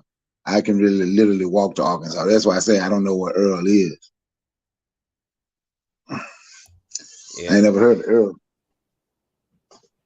Yeah. All right, hold on. Let me play the rest. Let me try to play the rest of my computer. Just start messing up. It's only like a couple positive things I wanted to show real quick. I'm gonna tell you something, forecast. If it messing up, we're gonna fool around and kick you out. That's what stream. That's why I stopped sharing pictures. It started kicking me out on the computer. It would kick me out, and I was able to talk on my phone. That's why I stopped sharing because it started when it started stream. That's StreamYard. Don't think it's YouTube. That is StreamYard. No, because YouTube messed up the premiere I had. It ain't have nothing to do with StreamYard. I ain't even put it on StreamYard. I just put it on YouTube, and they straight hated on my last video too. So it's both of them probably. But you know, we ain't got our own stuff, so I can't really say nothing. But you know, it's both of them. They be hating on my channel and my stuff. But nah, it's my it ain't them this time. It's me though. So hold on real quick. Let me.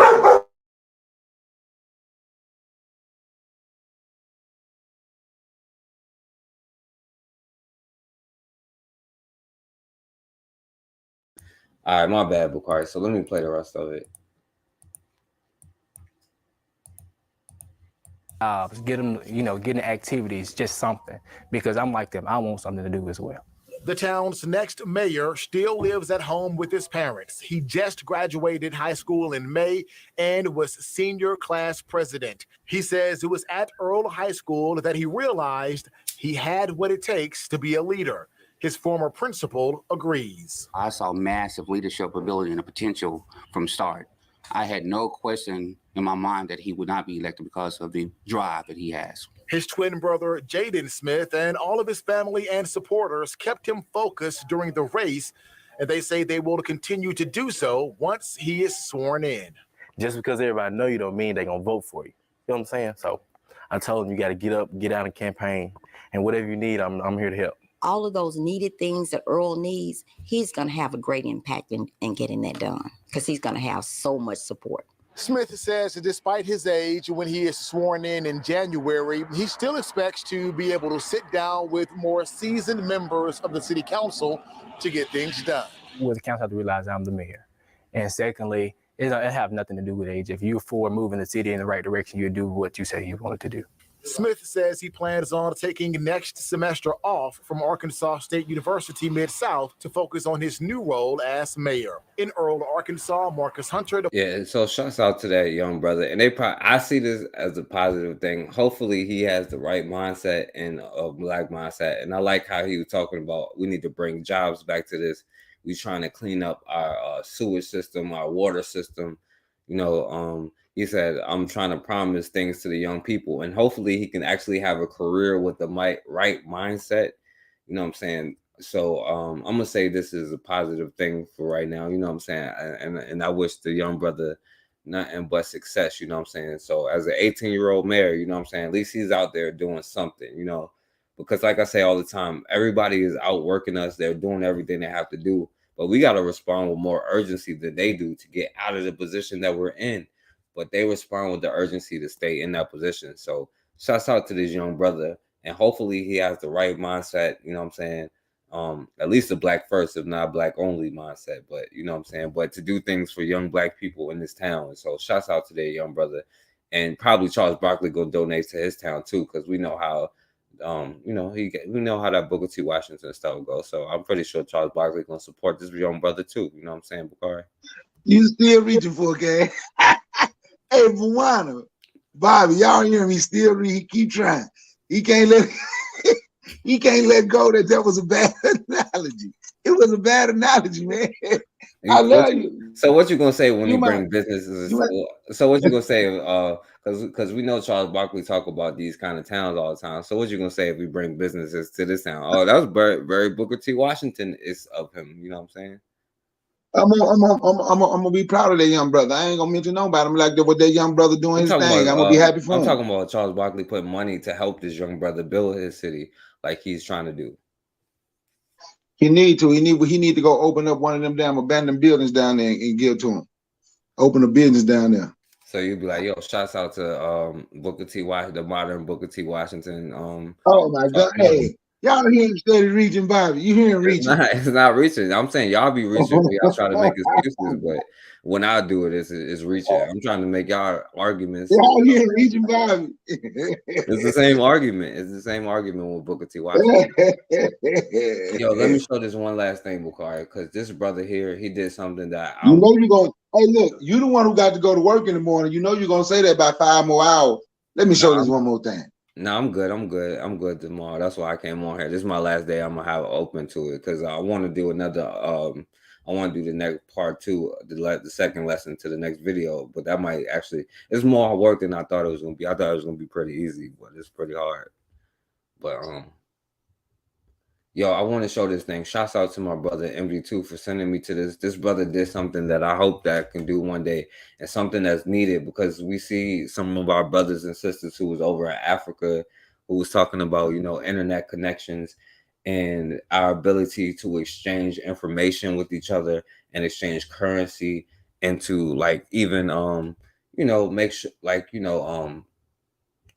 be able to send money back and forth between countries and account for the exchange rate.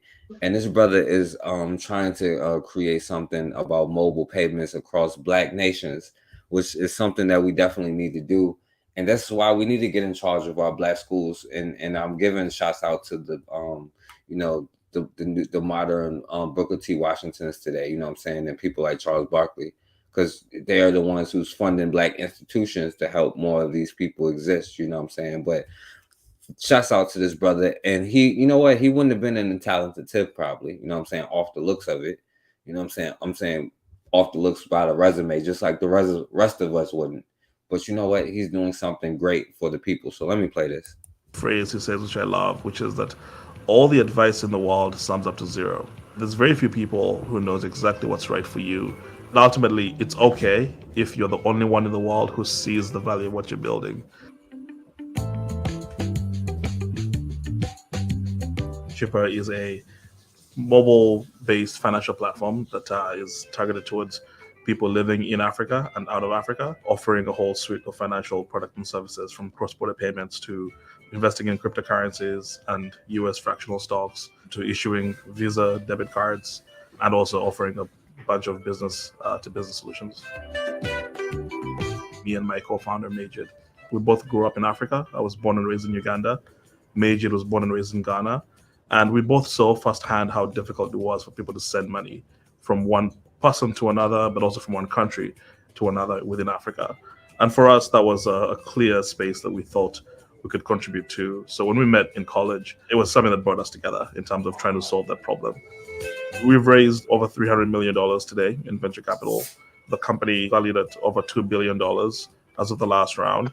We have over 400 employees. We have offices in New York, Nigeria, Uganda, Ghana, and we're expanding in more areas as we increase our operational base. My first inspiration to do anything entrepreneurial came from my parents, both self-employed my entire life. They worked together, both as farmers and in other ventures. My dad is a computer scientist by training, so he has an IT farm, but there wasn't really a computer science industry in Uganda. So in many ways, he couldn't explore the limits of his own ambition in that sense. But he instilled a great sense of entrepreneurship in me, watching him and my mom work together. And for me, the idea of being able to solve a problem every day was more exciting than anything I could think of. So I knew my entire life I wanted to do something on my own that was important, that you could build a big business around. Yeah, man, yeah. And shouts out to that brother. Yeah, y'all should look him up and support him. At least a brother is out there doing something positive, you know what I'm saying? And you got to send that to me. Yeah. And shouts out to MD2 for sending this to me, because this is something that I wanted to do one day, and I'm nowhere near close to what that brother is doing, you know what I'm saying? And I know I probably got too many things going on at once. I need to start focusing on one thing at a time and chill out, you know what I'm saying? But, that brother is doing something great. And because I often have a lot of people contact me from other places, and they be like, yo, can you help me with this and help me with that? Because we don't have access to like Cash App and a lot of things that we kind of take for granted. And I realized, and then the internet connection over there, it's because we don't build the things that we need, like the satellites to maintain the internet connection. And all that stuff goes back to education, Bakari. Hey, I got to play the beginning of this. This is the first video. I don't mean to keep doing this, Bakari, but I have to. This is about the Tuskegee experiment. Speaking of this, and y'all missed this. Did you see this earlier? Nah, this is gonna be my last one. I'm gonna have to go after this one, even though it's raining here and I ain't got to work, but I'm getting tired. Yeah, we're gonna go. This is the last one. This is about the Tuskegee Institute, and this is not even the whole video. I just wanted to play what the director of the CDC said. I played this at the beginning, but I just want you to see what she said about the syphilis experiment. If they had been white, your public health service would never have agreed to do this study in the first place. They wouldn't have dared. Rochelle Walensky tweeted out something in regards to the Tuskegee experiments that took place in the 1930s, and she tweeted that this year marks the 50th anniversary of the end of the Tuskegee syphilis study. Tomorrow, I will be joined by colleagues and the public health leaders as we honor the 623 African-American men and their suffering and sacrifice and our commitment to ethical research and practice. And so at first glance, people really didn't pay too much attention to the tweet, but then the people on Twitter, mainly Black Twitter, started to call her out for using the word sacrifice as it pertains to the so-called Black man and woman and children who suffered at the hands of the United States. And so for those of you who are not familiar with the Tuskegee in order to advance modern medicine, because there were doubt that she would refer to that in the same manner. So you would think, at the very least, there would be a level of respect. One would think, at least. But no, not at all. Actually, the opposite. Walensky actually doubled down. She didn't even bother going through the whole song and dance and fake apology or anything like that. She actually doubled down on it. She basically sent out another tweet reiterating what she said in the first tweet. She basically said, what are you Negroes going to do about it? I don't work for you. And she's right. Indeed, she does not. And that leads me to this question. Yeah, so I just wanted to play that because we were talking about Booker T. Washington. And, Bakari kind of was talking about the modern Booker T. Washingtons like Charles Barkley, you know what I'm saying? So I know Tanzan probably agree with me, you know what I'm saying, about these modern day. Bobby, I don't know if Bobby agree with me, but he see what I'm saying. I know Bobby see what I'm saying. I know you see what I'm saying too. Stop Stop Yeah, I'm trying to just get making somebody sense. right. Yeah, I just don't want to admit y'all wrong. That's the difference. I get it though. That's why I'm not gonna hold y'all too far to the No. fire because I know y'all it's gonna be harder to get y'all admit y'all was wrong and all the excuses y'all make for certain people and the passes y'all give to others. I'm just saying, like Charles Barkley is just. I'm trying to give him credit for his Booker T. Washington displays. That's all. You know what I'm saying. Yep, the president of Tuskegee when they had that experiment when it started was R.R. Moulton, one of the members of the UNIA that helped set up Marcus Garvey. And he got about between $3.5 to $5 million way back then for that experiment. By the way, I don't put that on Booker T. Washington at all. He was not nowhere near that. I know you ain't put that on Booker T, but yeah, that's R.R. Moulton. R.R. Moulton agreed and said yes. Y'all can come do an experiment here as long as he got paid. He was one of the people, like I say, one of the people that helped the government. He was one of the inside informants working against Marcus Garvey while he was in the UNIA. And he ended up being president of Tuskegee Institute. And he agreed to allow them. Because I was reading about it. I forget what, it was a couple of HBCUs that said no, I think. But when they went to him, he said yes. He took that money. R.R. Moulton, remember that name. He's famous for being a greater than a Herschel Walker. He's an absolute Mobutu. R.R. Moulton. Maybe he was doing it for so he can help the black community on the back end. Okay. Forecast, you keep reaching, man, but you missing. You keep reaching, but you missing your mark. No, I'm saying you don't even know if what's his name? What's the dude name? Jesse Lee Peterson, because he could actually be. We know he lying to them, but he could be actually funding a revolutionary movement. But we won't know until after he's dead. I don't know if Jesse Lee Peterson lying or not. I don't know if Jesse Lee Peterson lying. But we don't care if he's lying or not. We just hold him accountable by the things he say in public, right? That's all I know about him. I don't know nothing else he did. But I mean, after he passed away, we probably reading this book about. You keep reaching, but you missing. So now you comparing Jesse Lee Peterson to Booker T. Washington. Is that what you're doing? Let's be clear. That's what you're doing before you go down this. Before you, all I'm saying is keep hurting yourself. All I'm saying is you're hurting your credibility. You're hurting your credibility. All I'm saying is they did say pick yourself up by your own bootstraps. You know what I'm saying? I'm not saying like because they both was lying in public. You know what I'm saying, and doing one thing. But what I'm saying is they because we don't have no evidence Jesse Lee Peterson is doing anything in the black community. But we do know Charles Barkley has donated $1 million. We do know he helped build black towns by saying things that people won't agree with, but he got white dollars to do it, and we give him a pass for it. So. Well, guys, you keep trying. I get one thing I can say: you are persistent. Even when you're wrong, you're persistent. It's okay. That's good. That's what you need to build black folks. You have to stay persistent. How many years we got to pass before we get people a pass? We gotta. You have to wait. have that stick to itiveness. You have to have that stick to itiveness, man. You got it. So how many years we gotta wait after Charles Barkley? You don't compare Charles Barkley. Who else? Van Jones. Now Jesse Lee Peterson. No, Van Jones. Now Jesse Lee Peterson to Booker T. Washington. Lord have mercy. No, Van Jones is talented 10th, and the he's not W.E. Du Bois, but he's a representative of the talented. I'm not saying these people are them. I'm saying they're their representatives. And I'm saying Marcus Garvey would be ashamed of you giving a pass like this because he didn't give a pass. Marcus Garvey didn't give this pass that you given. That's what I'm trying to say. Like, God damn. You keep reaching. I give you your props. You keep reaching. Then I'm sorry, and you also said R.R. Moulton, a man who sold out black people. What about him? For some? You just said him. Yeah, Moulton was a spy. Forecast just compared him to Booker T. Washington too.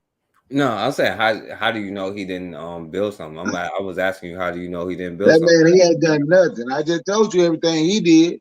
He sold out Marcus Garvey, then sold out all those black people in Alabama for some money. So y'all can do that civics experiment long as y'all want. That's what he did. That's what he's known for. Okay, yeah, I don't know. I didn't say he's him. I'm just saying Charles Barkley. Oh Lord, I'm ready. Hey, Bobby, why forecast keep reaching? Bobby said he ain't gonna get in and start laughing. But I'm gonna get off of your forecast. You work tomorrow? Nah. Yeah, I need my rest. All right, You know, Bakar, I don't. you already failed miserably. I'm still trying to figure out how we go about passes, because I'm trying to figure out how to get the people I want to get passes to. So I'm trying to figure out what's the code. Do we got to wait years after they go to not hold them accountable, or you know what I'm saying? Do we just discredit people like Ida B. Wells and Marcus Garvey because you know what I'm saying they did something? Because then today we would discredit us for saying anything about Charles Barkley, who do the same thing, That's all I'm saying. Like, and that's no disrespect. That's no disrespect to Booker T. Washington. That's all I'm saying. There's no disrespect to him. I give him a pass because he was born in slavery. I'm just trying to figure out why y'all give him a pass.